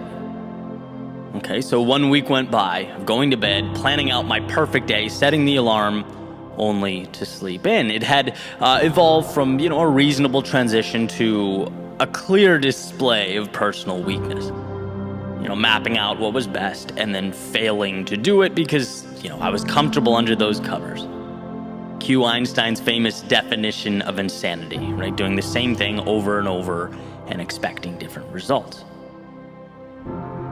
See, my perfect day on paper continued to be obliterated by the very elementary and foundational challenges of reality. And if you think this is small, I just want to remind you that the little things ultimately become the big things, right? In other words, no one conducts themselves one way for the small and seemingly trivial aspects of life and then, suddenly levels up and becomes highly disciplined, an organized force of nature when it really matters. No, you are who you are.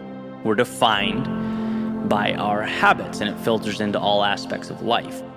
That's why Admiral McRaven talks about, making your bed. You don't do the small things right, you can't do the big things right. And to me, this was a red flag. I wanted to fix this, perhaps needed to fix this. And I spent some time thinking about it. And as I was running, listening to an audiobook, it hit me.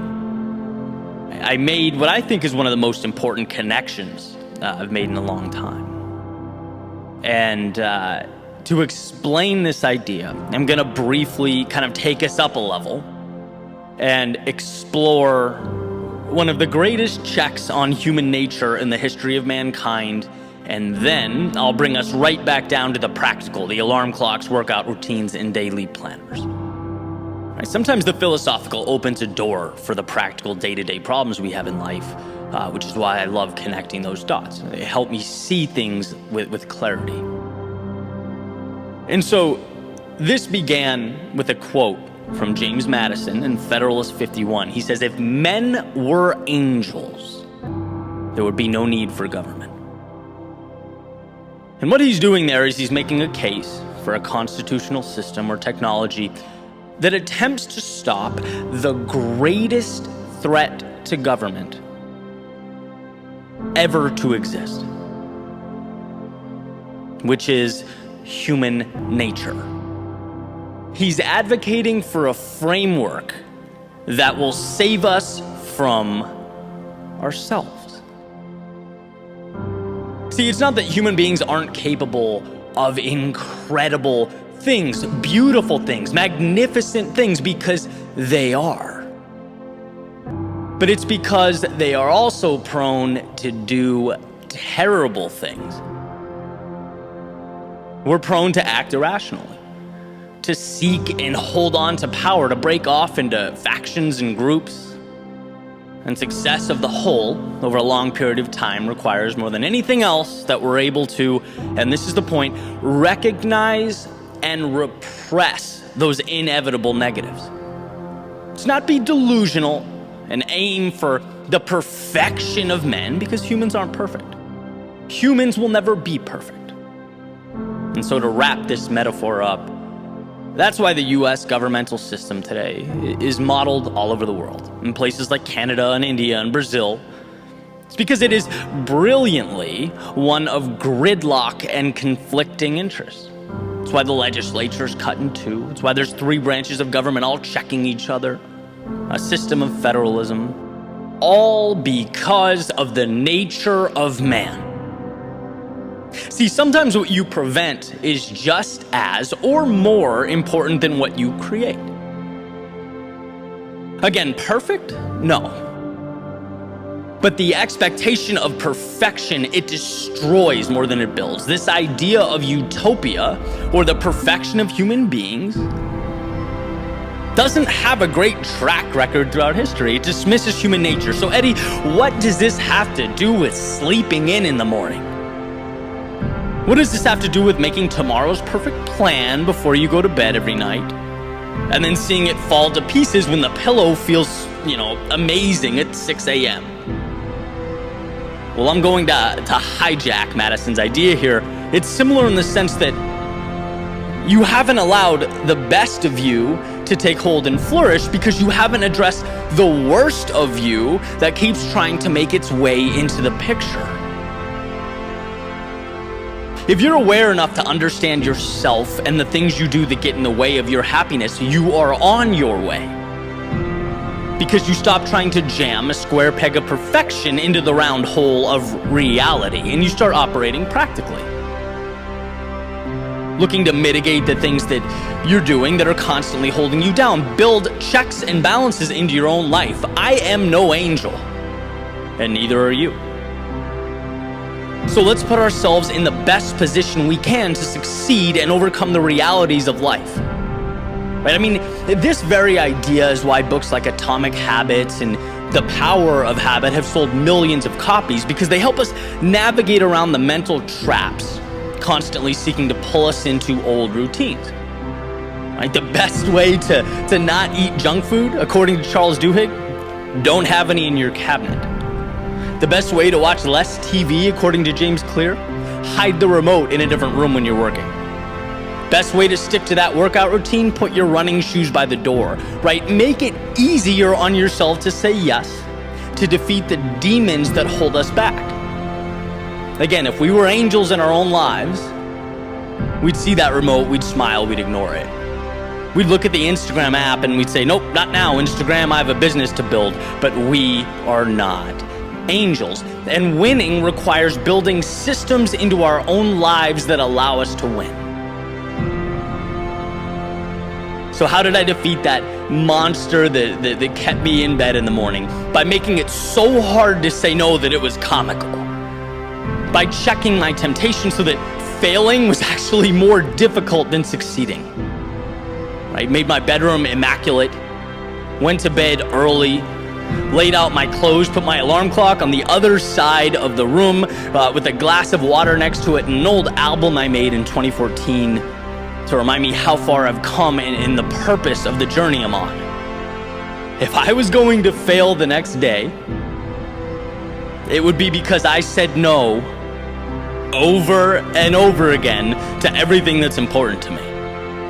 If I failed that morning, it would mean my priorities need adjusting, not my sleep schedule. And so the next day, I did get up. And as W. Clement Stone said, it was a little hinge that swung a big door. So I believe life is about momentum. Feeling good about yourself, giving yourself the best shot possible to evolve, to grow, to chase down the meaning in life. And absolutely, we want to be better. We want our eyes fixated on the stars and our compass pointing towards the horizon.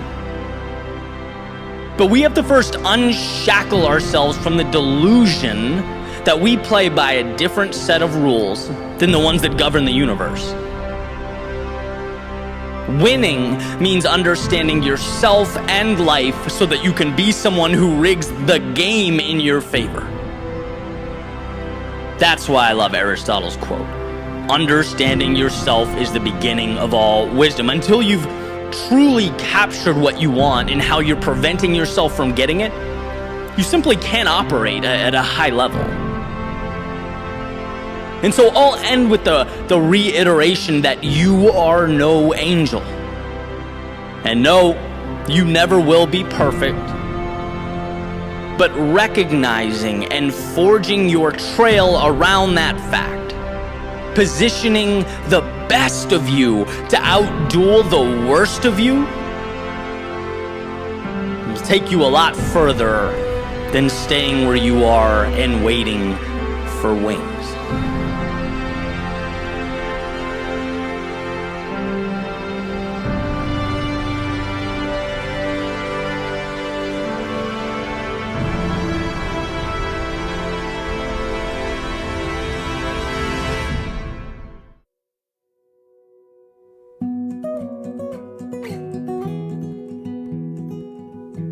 I woke up this morning to this songbird,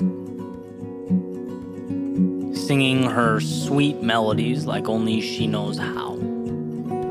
Perched above the street, looking down at the people, the cars, but somehow indifferent to all that below. Like her heart was fully immersed in her song. As I got out of bed, opened the curtains, and let the early morning sun make its way into my room, I reveled in the moment. It was both simple and perfect, two things that often go hand in hand.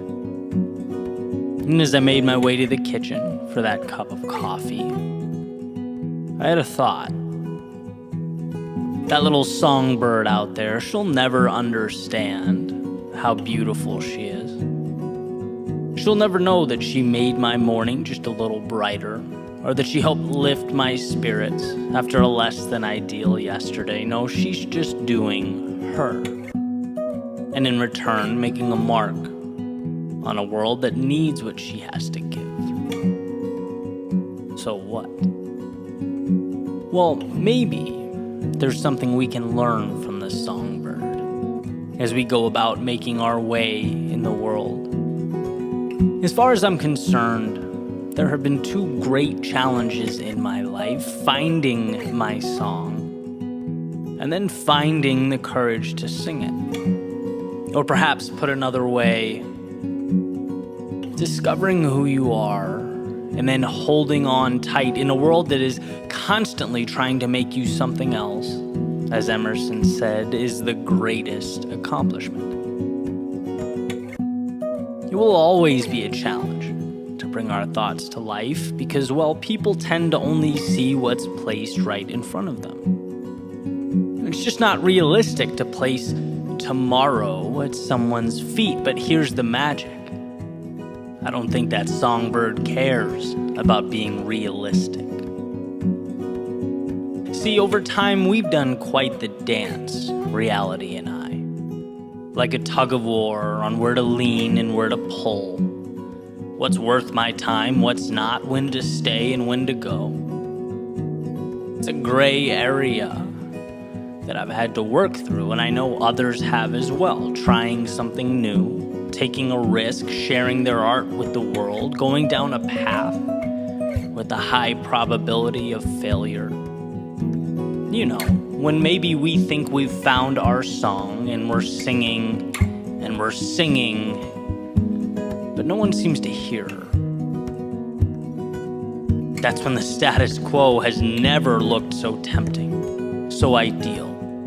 When settling for the easy path has never seemed so appealing. No, never as appealing as when our songs seem to get lost in the ether. We know how hard it is to give a piece of ourselves to the world, and it seems odd not to get something back. But you know, I think this is when you must sing with all your heart and soul. Just like that songbird, indifferent to life below the branches of its tree. Well, so should you be to the factors existing outside the realm of what's best for you. It's not easy to uncover what makes you feel alive, and when you find that, live it. Own it, sing it at the top of your lungs, because it may seem like it's falling on deaf ears. But you just might be someone else's songbird, oblivious, like my feathered friend outside, to the beauty you are creating by just being you. By sharing what means the most to you with the world that, whether you realize it or not, needs to hear your song. So, songbird, sing. Yeah, for you, but also for the world.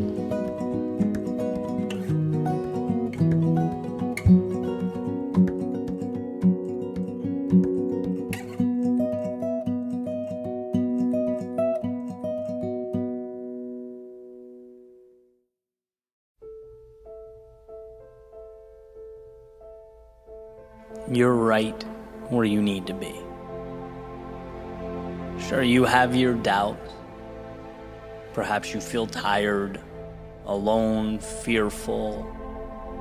Maybe you're trying to make sense of a world that feels too complex, where all you see and hear are reasons to turn back, to find shelter, to run. Don't. Regardless of how hard it seems, don't. You are right where you need to be.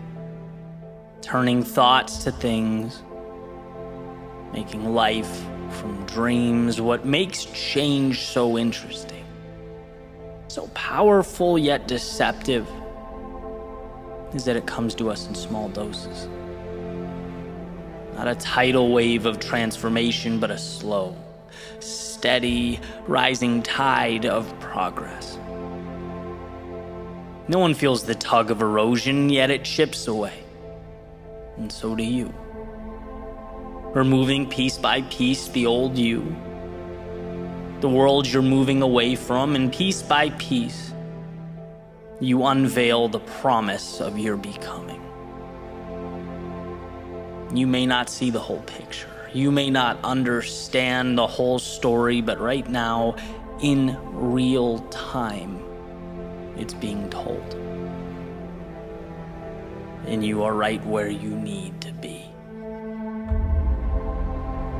We just weren't equipped to understand what that looks like. It's never been what you see that makes you uneasy. It's what's missing. That's what hurts. The solutions you wanted, the changes you expected, the finish lines you envisioned. It's the wondering, how long must I wait? Did I make a wrong turn? Is the joke on me? But it's this line of questioning that causes so many to stop, unaware of how close they were, ignorant to the foundation they were standing on. What you need is not a miracle. It's to simply carry on, to keep laying those bricks, because not a one is wasted. And sometimes you don't realize you're on the 80th floor until you look down.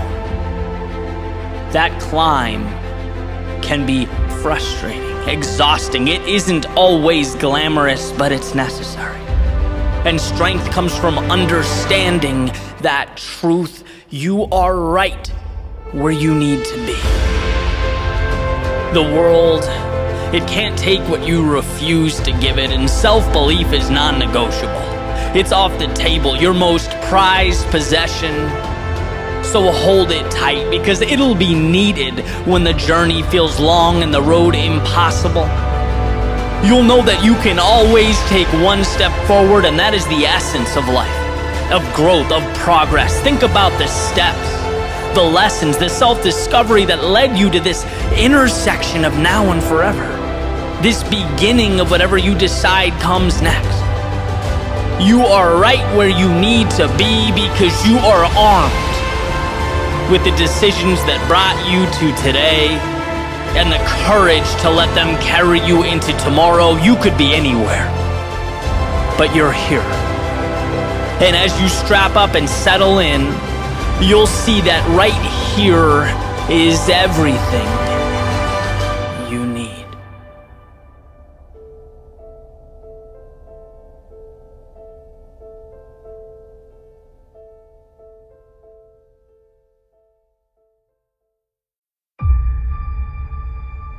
When it comes to the almost 8 billion people on planet Earth, there's undoubtedly a variance in the resources at our disposal, the influence we have. What we all share is the ability to rule over our own lives, our own thoughts. As Thoreau said, think for yourself, or others will think for you without thinking of you. See, life moves quickly. And if one is unable to slow it down, to examine the world around them, well, they'll find themselves a cog in the wheel of their own existence, a pawn on the chessboard of life. Because reality is a battle of self-interest that requires that we build walls around that which is precious, that we protect it at all costs. Your worldview is the foundation for everything of value in your life, yet it's constantly under attack.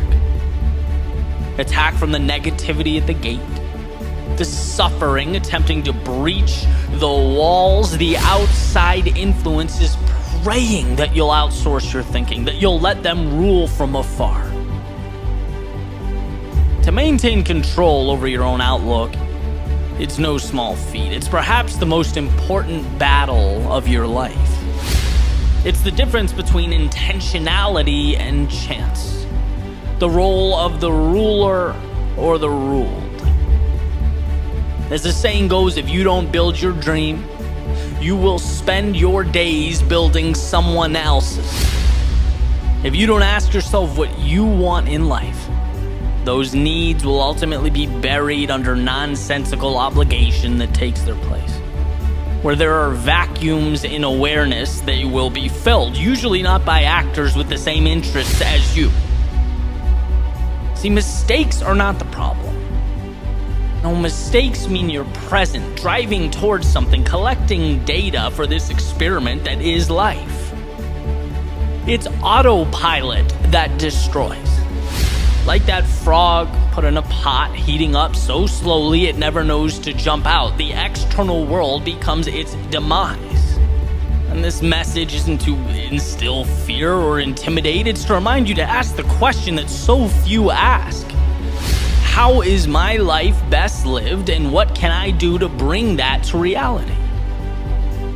If you can think for yourself, you're never out of the fight. If you can think for yourself, you're always a decision away from advancement in the direction of that which matters most. So trust you to do what's right for you. In a world where no one knows what they're doing, I can assure you, you don't need external endorsements or stamps of approval. Take Robert Frost's road less traveled by and don't look back. Don't feel remorse. That's where you're forced to find yourself, to ask the tough questions, to embrace who you are. Because the crowd is antithetical to rationality. Not just because responsibility dissipates. Not just because human beings become essentially well-dressed chimpanzees, but because rarely on the micro level is the collective goal your goal. Have the courage to see that. Have the courage to understand that life is not an instruction manual. Everything around you, you have in one way or another accepted. And in accepting it, you have chosen it. By not saying no, you have in fact said yes. So realize that the world around you doesn't change until your thoughts become the bridge that connects current to future, today to tomorrow. Until you realize life can't make you a victim or a pawn on its chessboard without your permission, whether implicitly or explicitly. No, you have the ability to think, control, orchestrate something greater than what's in front of you. Let today be your next courageous step in the direction of that reality.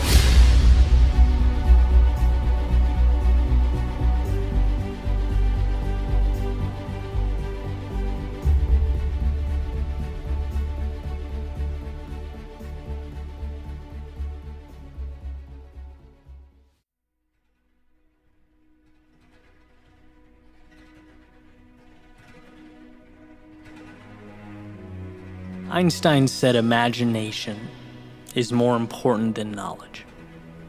For knowledge is limited, whereas imagination embraces the entire world, stimulating progress, giving birth to evolution. There's a distinct difference between today and tomorrow, the real and the so-called imagined. One has already been created, and the other is in desperate need of a creator.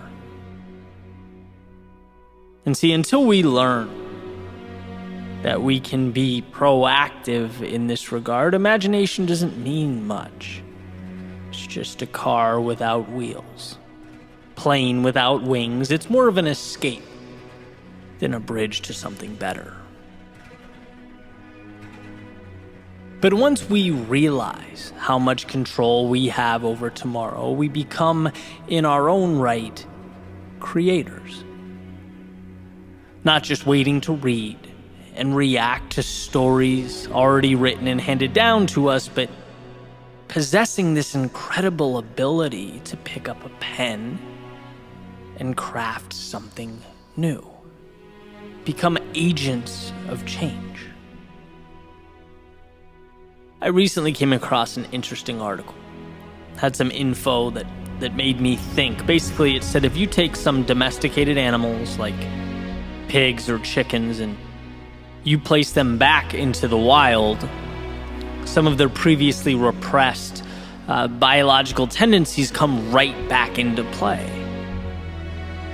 So, for example, chickens change their breeding habits, how they take care of their eggs. Pigs regrow their hair and that mane going down their back. And these old, repressed, kind of hidden away genes are reselected for again over time. And the animals begin to reacclimate, as though that potential was never lost. It just needed to immerse itself in the right environment.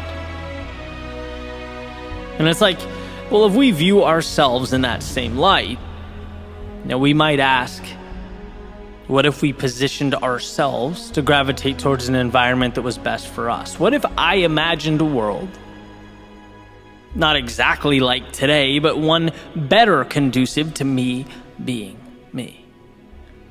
A world where I'm set up to thrive. Where sure, there will be bumps and bruises and losses and lessons along the way, but where I'm immersed in a journey towards a destination that excites me, that lights me up. Can I find the courage to not only imagine that finish line, but also act accordingly, move towards it? You know, I always say the hardest thing to do is to recreate outcomes that look different from the current moment. Because, well, the current moment is all we know. It's all anybody knows. And by the way, it's all anybody wants to know, right? Until something new is placed right in front of them at their feet, until proof exists. Changing your life, or the lives of those around you, means you have to literally look at the road before you and see outcomes that are not there. Then you have to believe in those outcomes. You have to drive towards those outcomes, have conviction in your ability to overcome obstacles on your way to those outcomes. Truth be told, chasing your imagination is simultaneously one of the greatest burdens one can endure, as well as a key to that which makes life worth living. There's something about being human that pushes us towards hope, towards the possibility of a tomorrow better than today. And that's not to say don't be grateful.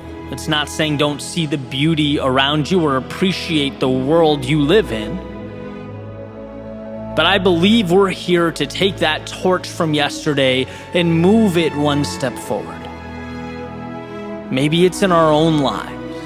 A small step forward in our careers, a relationship, or our health. Maybe it's improving the lives of those around us, family, friends. Maybe it's something larger, societal. Whatever it is, I'm convinced that true meaning in life is finding the courage to push one foot further down the path of possibility.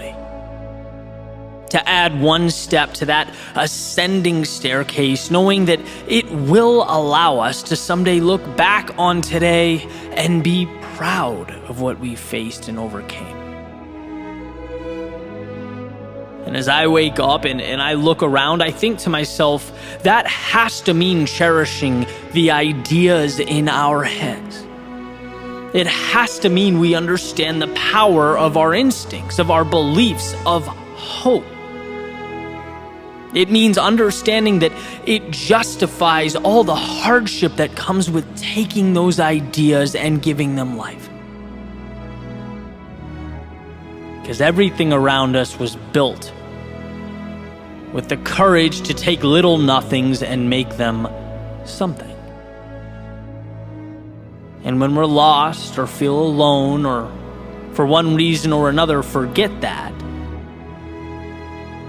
we need to remember that right now is not forever. It can't be. It's a stepping stone to whatever you decide tomorrow is.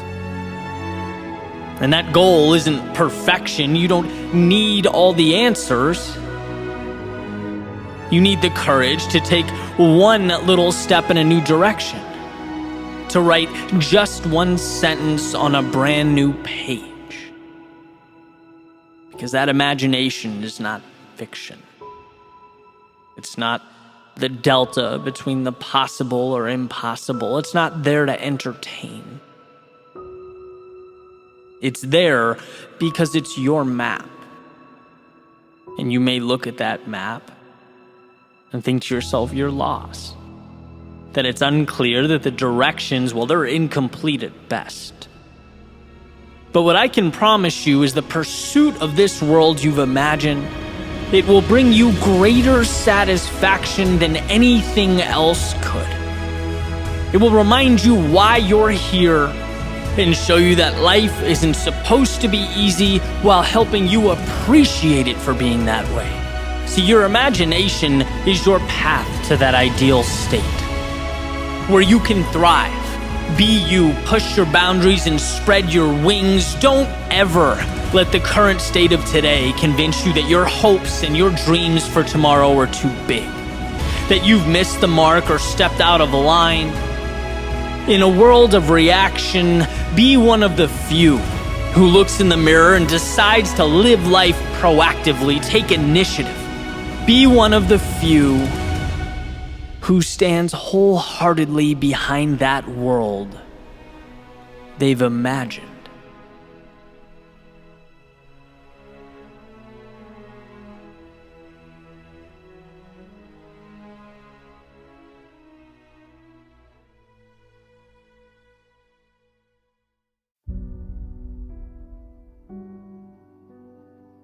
Life is delicate, defined as easily broken or damaged, fragile. There's nothing around you that's forever. There's no permanence in our world, and sometimes this is a difficult thing to grasp. Certainly, it's why we long for patterns of consistency where we can find them. We do everything we can to manufacture some semblance of predictability for as long as we can, doing our best to repress the idea that everything we know is as temporary as a setting sun. I had a family member rush to the ER a few days ago. And thank God she's completely fine. She's back home, she's doing her thing. But I can't stop thinking about the call, how it shook me to my core, how my walls of certainty and predictability were breached. It was this unsettling reminder that life as we know it isn't guaranteed, that things we love, they're not untouchable.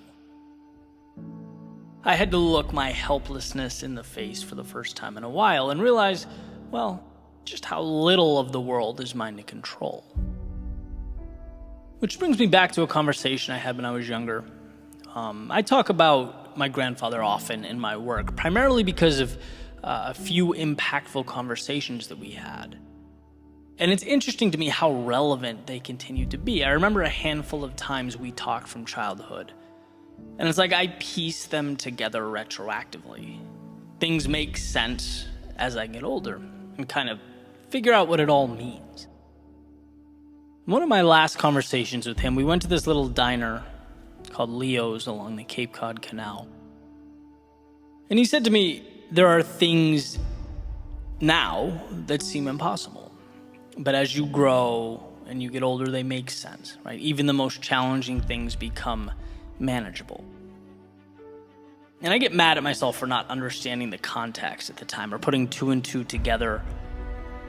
But basically, he was diagnosed with a brain tumor and he knew what that meant, right? And was basically giving me a heads up, like, kiddo, this is gonna be tough, but hang in there.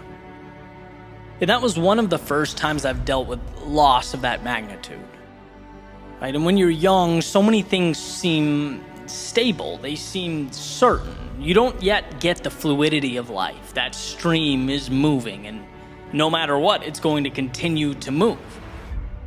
Sometimes that means it takes you places and presents realities that overtake the map that you created for the world, what you understood, what you hoped for. That little understanding of what life means. And I guess I wanted to pick up the baton from that conversation and pass it on to you with maybe a more comprehensive viewpoint. Because I think contained in those words is a message so powerful, so important, that we really can't afford to miss it. It's like, yes, life is unpredictable. And yes, life can hurt and humble us and knock down what we thought was certain. It can challenge what we believed and shake our foundations. It can make us feel small in a universe that stretches beyond comprehension. But at the very center of all of that, we are equipped with something that can't be broken. The only thing that can't be ripped away. The sun around which everything else revolves, your ability to endure. Your strength to carry on, to take one step forward. Whether it feels like you're entrenched in the depths of hell or swinging from the stars in the sky. Your resilience, your ability to not only handle life around you, but rise from the ashes of its turbulence and its misfortune, that will never leave you if you don't let it. Viktor Frankl has said, everything can be taken from a man, but one thing, the last of the human freedoms, to choose one's attitude in any given set of circumstances, to choose one's own way. See, life might be more than we can control or comprehend, but amidst the might and power of its ocean, our determination is unsinkable. And believe me, there are times when you hear this and think, well, okay, that doesn't affect me. I'm good. I'm doing my thing, right? Just like I did sitting at that table over eggs and bacon that morning. And man, I hope that's the case, and I hope it stays that way. But life has a way of keeping us on our toes. It never lets us stray too far from the realization that to be human is, in some way or another, to suffer. It's inescapable, and that's not to scare you. It's to remind you that one, storms will come, and two, regardless of how heavy the rain falls or how loud the thunder roars, it will pass, and you are strong enough to hang on until it does. That as you grow and as you evolve, you become more and more capable of seeing the inevitable, not as the world's personal vendetta against you, but as your time to dig deep and find within yourself the strength and the courage that was there all along. And that's what that morning was. A message that, look, what's coming will hurt, but you can handle it. And not only that, every time life brings you to your knees, you get back up stronger. That doesn't mean it's easy, but the point is not that it's supposed to be easy.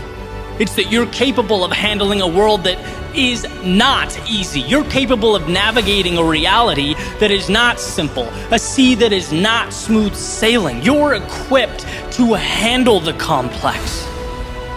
And sometimes that little reminder is the greatest gift one can receive. There's so much I can't control, but my God, there's so much I can. The reality you have mapped out, the day-to-day, the things you've come to know and rely on, as much as we wish they weren't, they are delicate, withering away with time, susceptible to the intricacies, the trials and tribulations of life.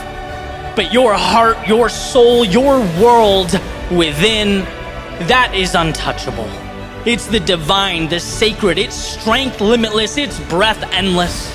So remember, even in the darkest of times, you are the very light you long for. And as long as you believe that, there will always be a path.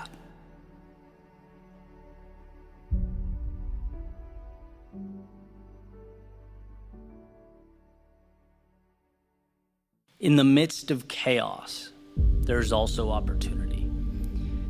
That's a quote from Sun Tzu, referencing the idea that when we are backed into a corner of some sort, or when we are low, when we're vulnerable, when we're at our worst,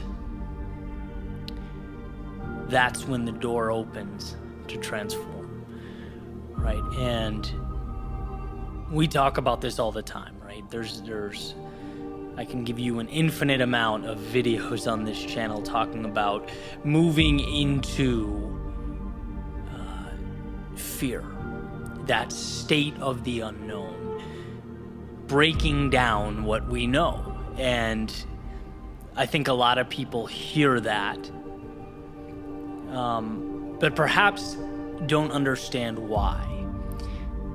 And that's why I wanted to make this video, because when I understood why, like so many things, my perspective changed. And this was a big one. It was big with regard to how I saw my life, my role in the trials and tribulations of the world. Why do one thing that scares you every day? Why do the difficult thing? And the best explanation I've ever heard, I was listening to one of Jordan Peterson's online lectures. He's talking about order and chaos, right? Our natural inclination, our understanding is that chaos equals bad, right? When we think chaos, we think moving pieces, we think, disaster, something we need to move away from. And that in itself is the problem. That instinct, or that rash, understanding. In reality, chaos is just as important as order. They are night and day. You can't have one without the other, and you need both. Too much order is when we are stuck in a status quo, when there is a lack of growth, when things are very structured, very simple, and they just feel the same, right? We become accustomed to a certain truth. That is order. Chaos is, as I've said in the past, taking something, smashing it against a wall, picking up those pieces and building something new. And upon building, you've changed whatever that was just a little bit. You've changed your understanding a little bit of yourself, of that object, and of the world, because life is a perpetual staircase. It is being on a step, stepping out into some crazy unknown where you no longer understand what is going on, leveling up, growing, figuring it out, picking those pieces up, and then moving on to the next step. It is building and breaking, and building and breaking, and building and breaking. So why step out into the unknown? The unknown is the only way to break the status quo.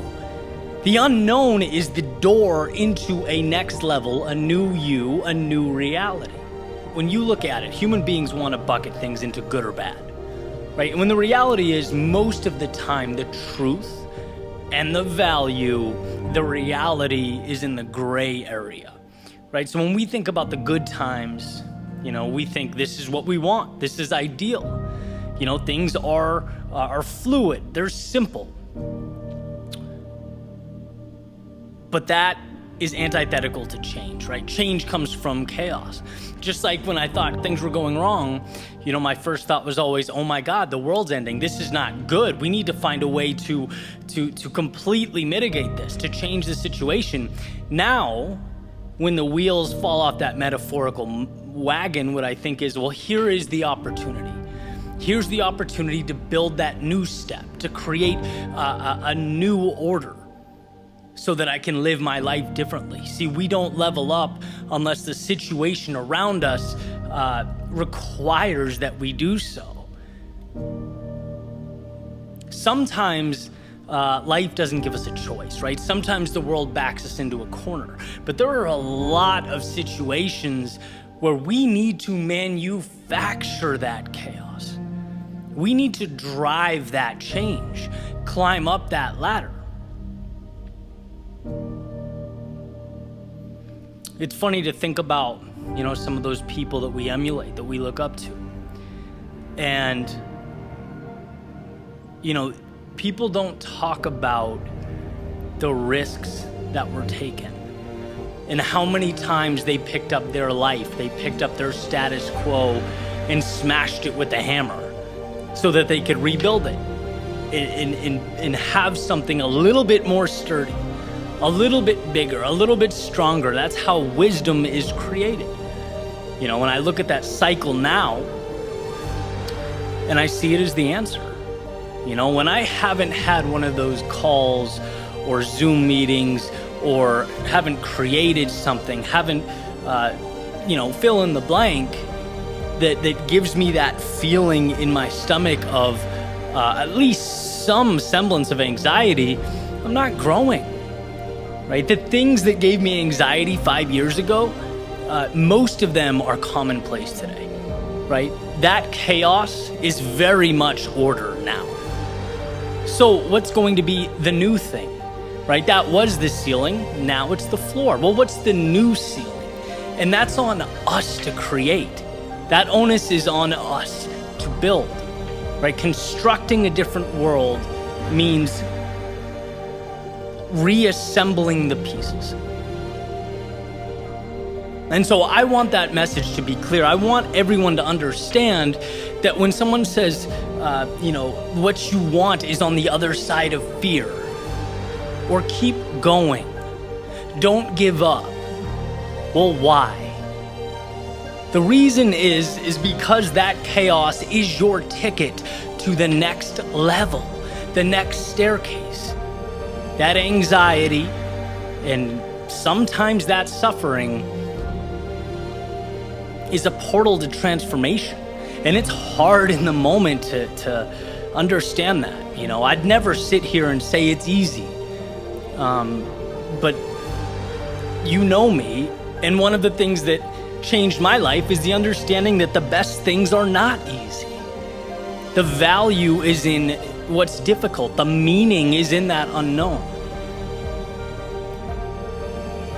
I think life is a beautiful thing because the pieces we need are everywhere around us. And it's a really cool realization. It's like everything you need exists. It's out there. It's waiting for you to pick it up. It's waiting, it'll correspond with the picture you want to paint, the road you want to take. But that requires stepping off the stage you're on and heading towards another. So, I want to leave you with that understanding that you are climbing a staircase to something greater, to an evolved self. You're taking your potential and you're making something with it. But that means you won't always be comfortable. And when you look back, you'll be grateful. Right? You'll be grateful for those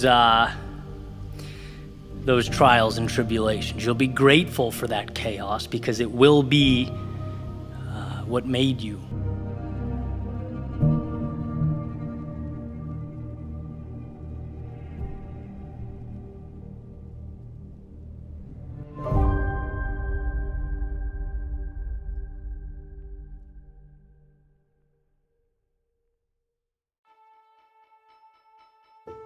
What's one thing I wish I knew when I was younger that I think people could benefit from today?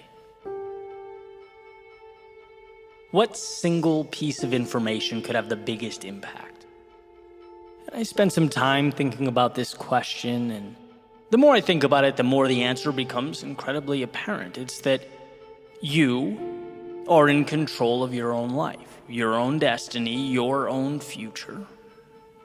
And when you take accountability for yourself, life changes. Period. And if you thought that was obvious, I would advocate taking a look around. Maybe a stroll through social media, the Twitters and Instagrams and TikToks of today. And no, that's not the real world, but it's certainly a microcosm of the real world. What do you see? Well, you see chronic blame.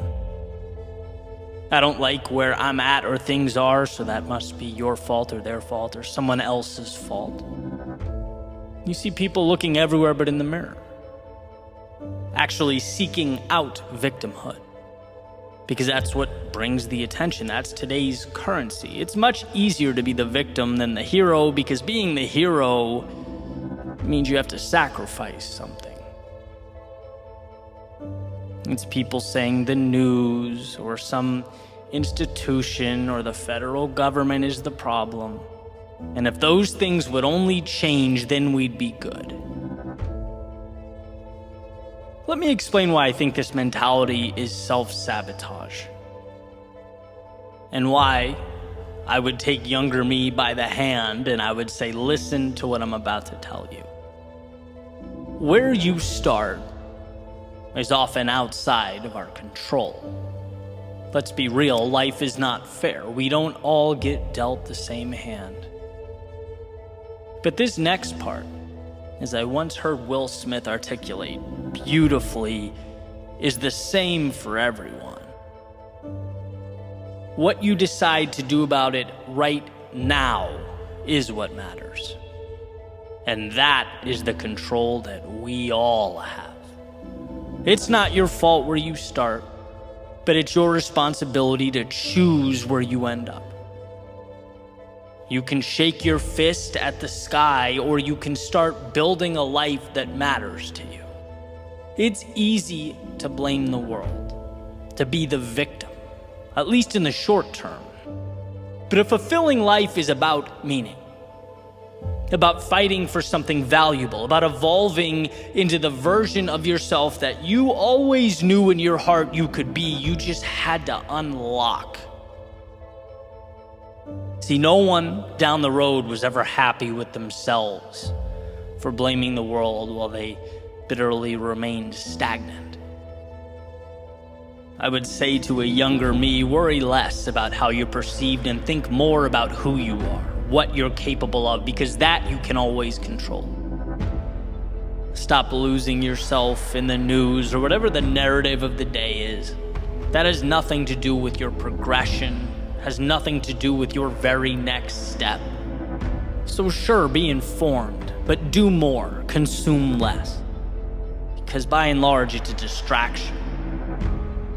And I would say the government, which has become the crux of our discourse today, transforming into a modern day religion. Look, the government's job is not to give you anything. It's there to protect what's inherent to you already. Your right to live life on your terms. See, satisfaction, it will come from good habits. It will come from self-belief. It will come from taking risks and failing and learning. It will come from the courage to step out into a world that's completely unknown. It will never come from a self-interested politician or body in Washington, red or blue. So stop whining about political optics and focus on where your 2 feet are taking you right now. Because I promise, in the grand scheme of things, that's what matters. That is your strength. Expecting someone else to come along and change your life is like screaming into an abyss. I would say to my younger self, when you start looking around and seeing what everyone else has, and beating yourself up for not being as good or feeling like you're behind, look, it's great that their success motivates you, but dwelling on it won't make your life better.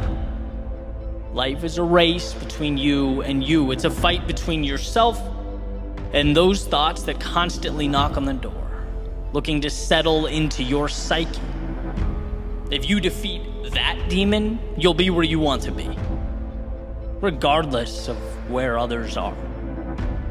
You're right where you need to be, so keep your head up and keep moving forward. I'd explain that to become something more, to change, requires a sacrifice that feels so substantial, so big at first, that it bullies most people into staying right where they are. That to become something new, you have to learn to play the fool, to get humbled. You have to change your relationship with short-term failure. And that's not easy. But taking control of your life is not supposed to be easy. Only worth it. They're different. And I can certainly look back at my own life, think about the times where I was so busy pointing out that I didn't even think to point the finger at myself. I was so worried about life being unfair that I existed in this temporary state of paralysis, the whole time not knowing that I could have been stepping forward. Could have been tapping into the single greatest power I possess, control over my own life. See, every time you feel anger or the need to blame those around you, you're taking the spotlight off of what matters and placing it on things detrimental to where you want to be, to your journey and your future. Even the most unjust, arbitrary things. Let's say you didn't get that promotion you were beyond qualified for, or you were mistreated by someone, or things didn't go the way you wanted them to. You can fill in that blank, but refusing to blame others and immediately taking responsibility, again, even in a situation like that, it gives you one of the greatest advantages in life. It gives you that gift of control. You can now assess the situation. You can now ask yourself, hey, what can I do to change this? You can delve into the why, find the lessons and the value. You can come back and reapproach this thing stronger. Because to blame others, to take on that role of victim, it's essentially living life in the passenger seat. It might be easier, might be less work, less responsibility, but what you never have is control over where that car goes. But when you own it, when you say, hey, maybe it's not my fault, but look, it's mine now. It's my responsibility, the good, the bad, every aspect of my life. It puts you in position to change things, to take the wheel and reroute to a destination of your choosing. So that would be my message to the world. I know it's not an easy road. I know life is unfair. I know things aren't perfect, but the best thing you can ever do for yourself is say, you know what? This is mine to own. And I'm going to look around for that light switch that will create momentum. That little decision that will get the ball rolling. I'm not going to sit back, shake my fist, and blame life. I'm going to walk out that door and create life. That's where you'll find what you're truly looking for.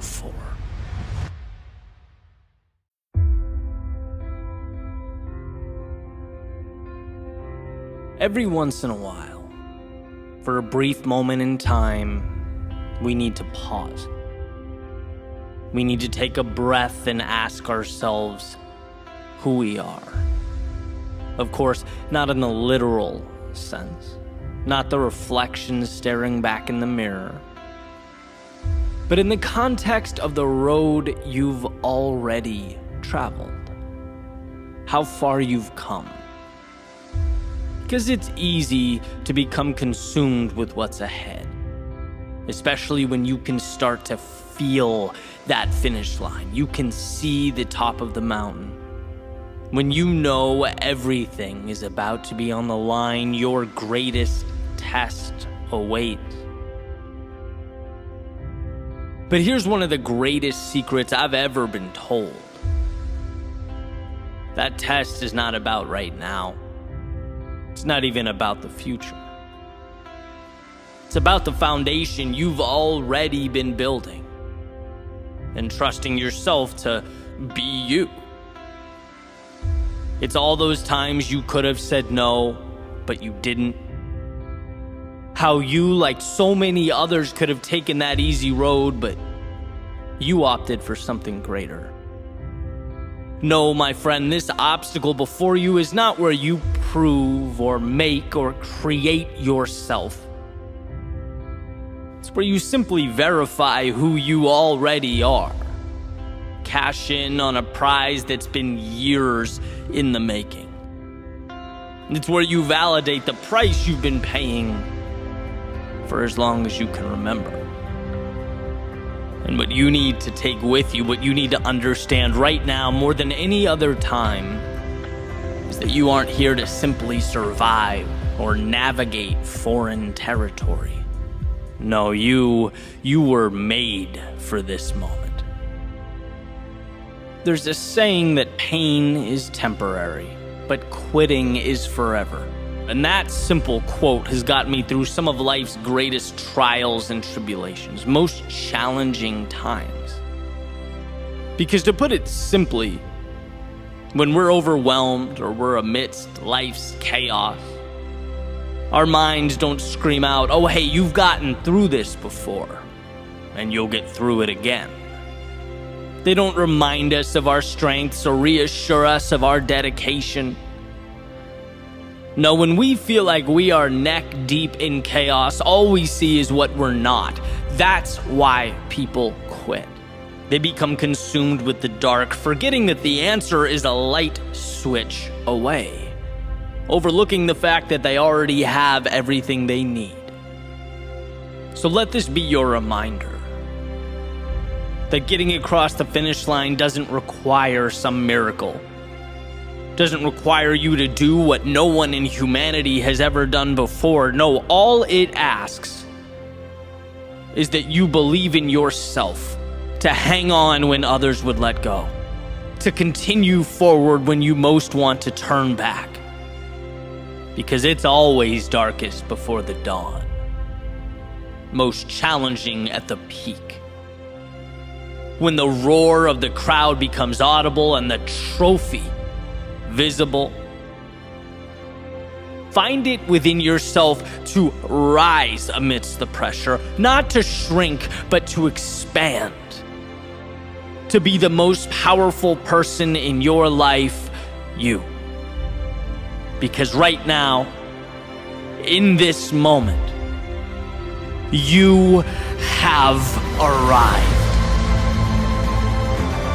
Years from now, when you look back, make sure you remember one thing about this moment: that you gave everything you had, that you leaned in on those late nights and those early morning wake-ups, the hours upon hours in the books, the preparation, dedication, and the resilience, that you knew who you were and let it manifest and lead you into the future. See, we all find ourselves at this fork in the road, the one where we have a decision to make. Will I survive or will I thrive? Will I exist or will I truly live? And in the race of life, it's when our hearts pound in our chests, the blood flows through our veins, our lungs cry out for air, our minds beg us to stop, slow down, relax. It's in that moment that we must carry on. We must be our best. We must put all those little pieces together to create our masterpiece, to breathe life into the foundation that you have been standing on this whole time. See, this moment is yours. If you're willing to endure, to hang in just a little bit longer, give just a little bit more, if you're willing to put all of yourself into the task before you, you may just be amazed at what life gives back.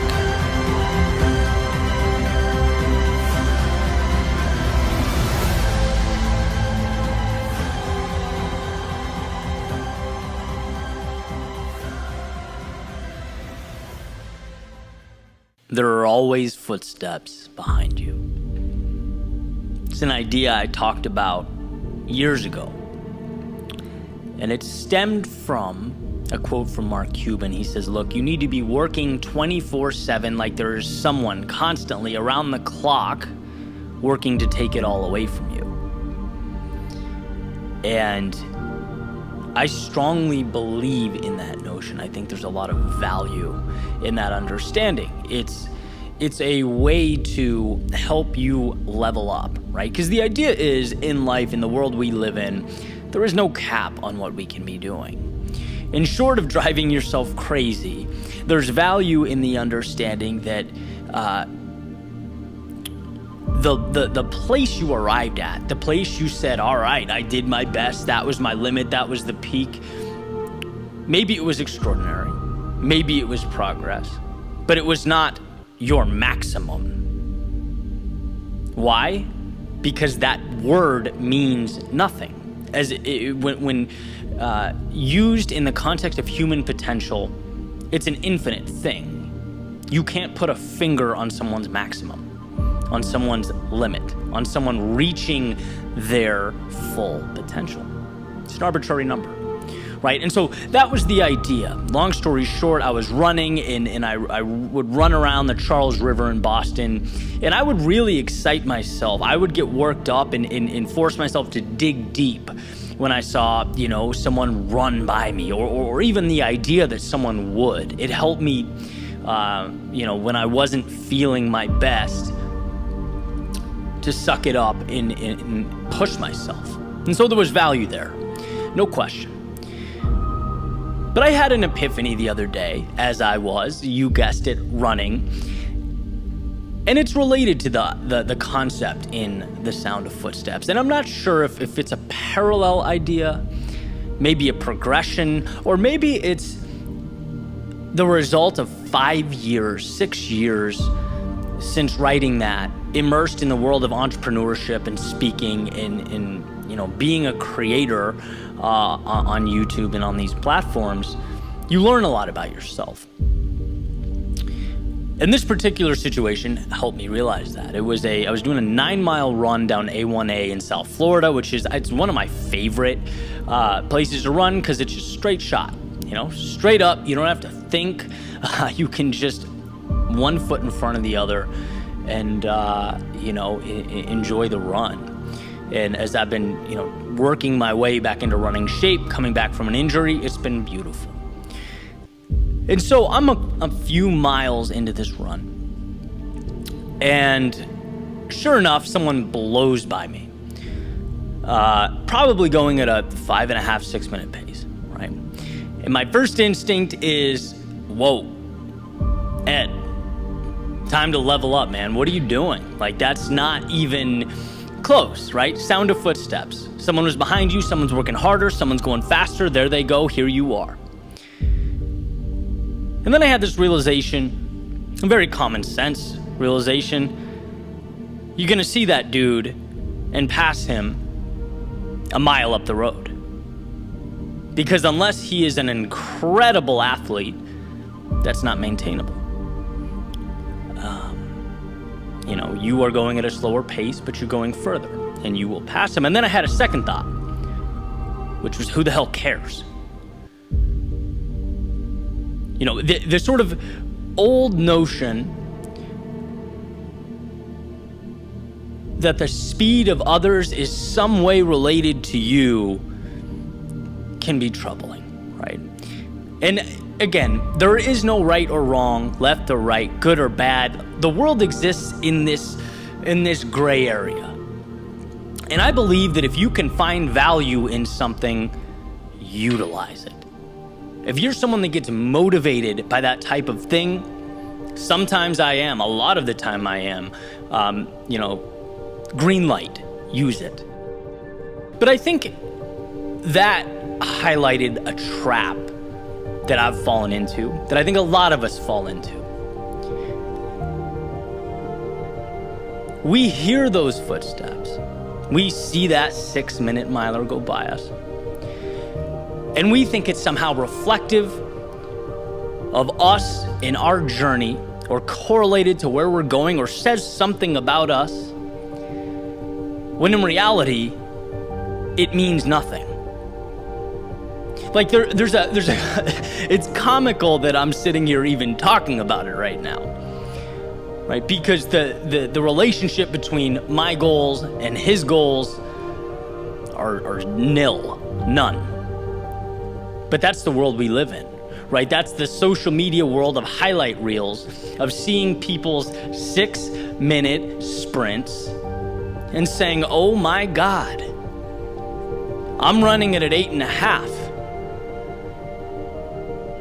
It's like, yeah, well, 1, he went 1 mile, you're going 9. 2, you're running different races. 3, your finish line is all that matters. And it really hit home because in this maybe 6-year stretch, the biggest mistakes I've made, and I never shy away from admitting this, they're when I had that sense of panic and anxiety due to other people talking about things that work for them, their success. This is the way to get what you want. Look what I did. Look how I achieve A, B, and C. You want the answer? Here's the answer. And I'd look in the mirror and I'd think, well, hell, I'm going slower than this. I'm not there, right? I'm not doing what they're doing. And they had a little bit of success there, right? Better change my plan, better pivot, better integrate, their steps, their processes. And that's always when I get in trouble. That's always when I have to take a step back and say, Ed, what are you? This is not you. You had a plan. You had a finish line. You had an idea that you believed in. And now what are you doing? Right? And I'd have to reel it back in. And this happened a few times, right? Because sometimes it's not as obvious. Sometimes you forget your value, what you're giving to the world and what you love to do, right? If you're going down a highway, there are a lot of exits. There are a lot of people saying this is where you need to get off. This is where, your answers are. This is what he or she did, and look how successful they are. That's the exact same thing as looking at that guy speeding down A1A at a 6-minute mile pace and feeling any level of inadequacy. What he's doing and where he's going is not what you're doing, and it's not where you're going. And so I had a lot of time to have a conversation with myself, but that's exactly what I did. I had a tough conversation with myself. You've changed. You've changed since you wrote that speech, and that's a beautiful thing because, my friend, if you're not changing, you're not learning, you are dying. And there's a time and a place, again, for everything. Yeah, if you're looking around and everyone's working harder than you, hey, maybe that's an indicator. Maybe you need to ask yourself the question, what am I capable of? Am I pushing myself in that direction? Or have I accepted some type of mediocrity? Right? But they are not you. And in today's world, I want you to remember that. Because most of our interactions, they are digital. They are curated snippets, pictures, videos, concepts that are just not reflective of reality, especially online, right? I've been able to see the curtain pulled back on so many things, and it's like nothing is what it seems to be. People are not who they claim they are, right? And this is not some conspiracy that like there's all these strings being pulled in the background, but what I'm saying is no one presents life as it is. They present life as they want it to be seen. And the difference between those two things is substantial, I promise. And so when you are looking to your left, you're looking to your right, you're comparing it to yourself, and you feel any level of inadequacy, remember that you are going down a road that is valuable, that means something to you. You have your finish line and you're going to get there. Don't be misguided, by these short half-mile sprints or whatever they are. Don't be misguided. Don't be distracted by anything but where you're going. Because I promise, if you just move forward, if you believe in your pursuit and trust yourself to get there, if you're willing to adapt and grow, if you're aware enough to understand that you'll make mistakes, you'll learn from them, and you'll pick up the pieces, the only adversary you have is yourself. Nothing else matters. So let's get that finish line.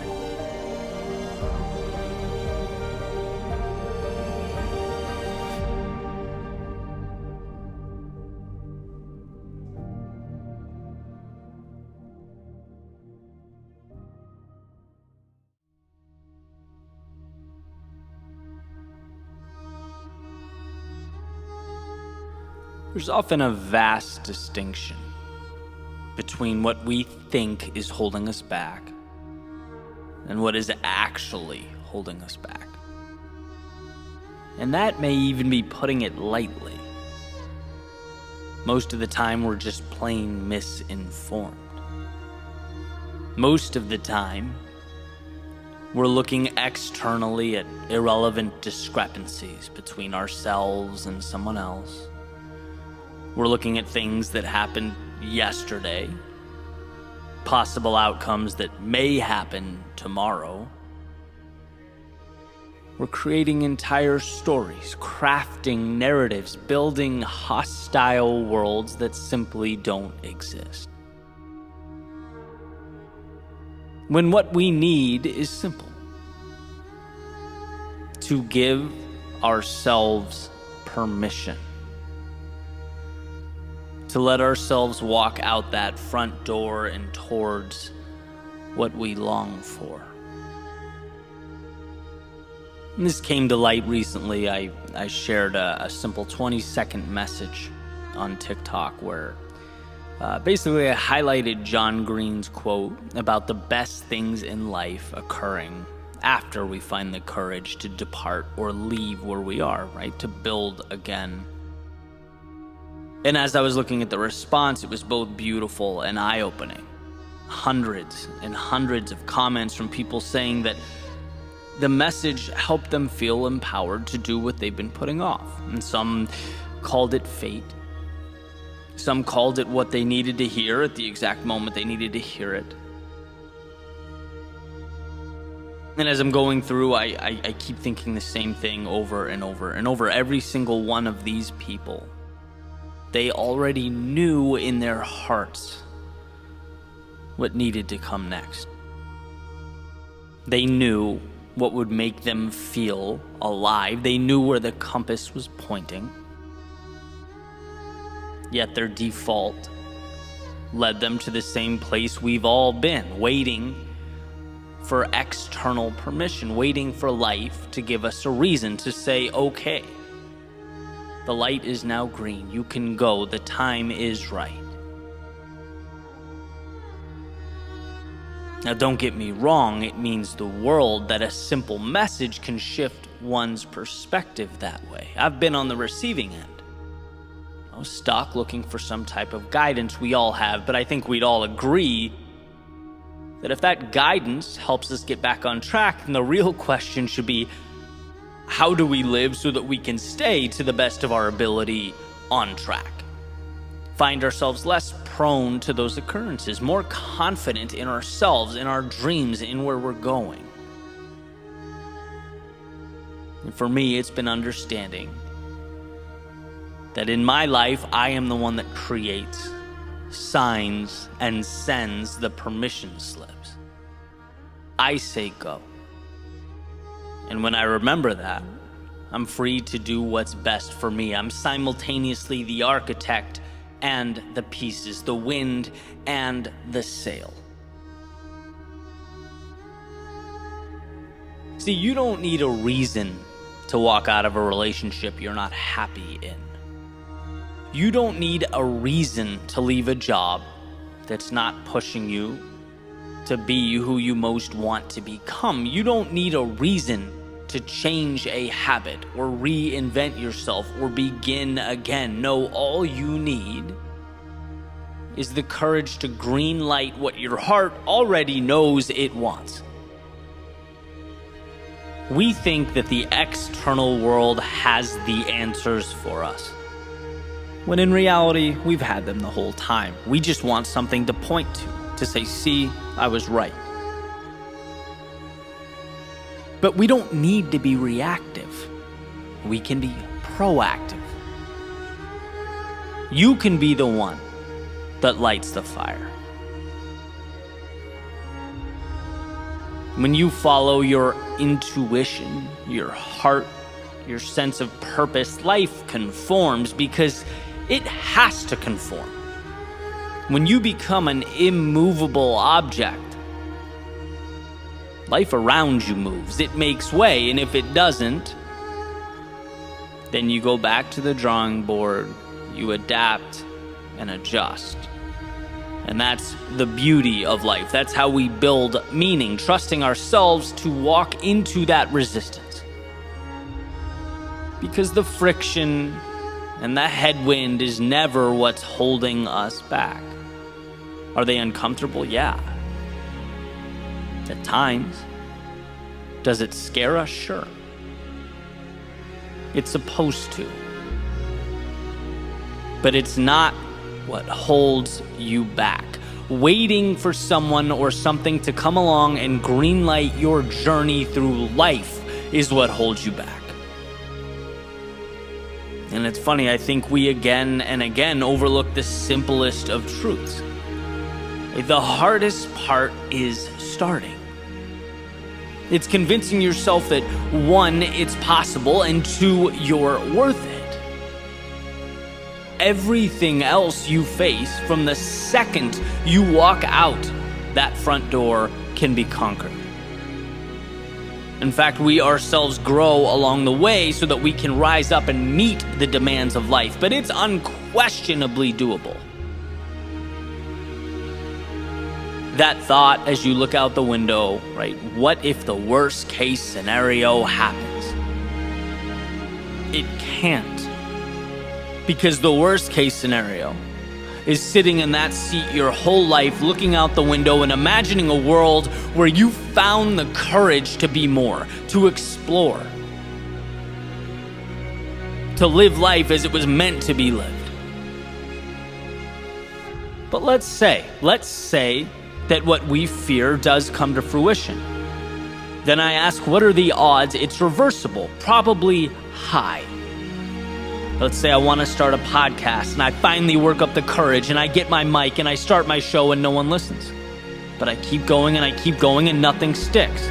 And most importantly, I learned, look, I'm really not crazy about this idea.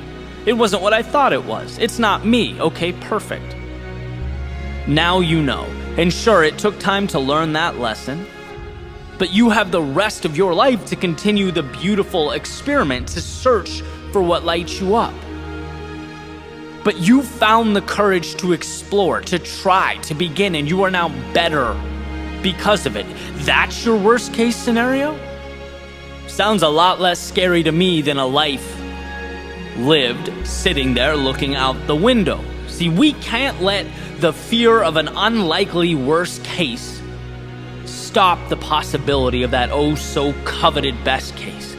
Don't let the virtually 0% probability of losing everything overshadow the opportunity to gain everything. Let's never allow ourselves to get caught standing still waiting for the universe to give us the answer as though we're waiting for a letter in the mail. No, give yourself permission to see the upside, to make your own decisions, and most importantly, to live your life.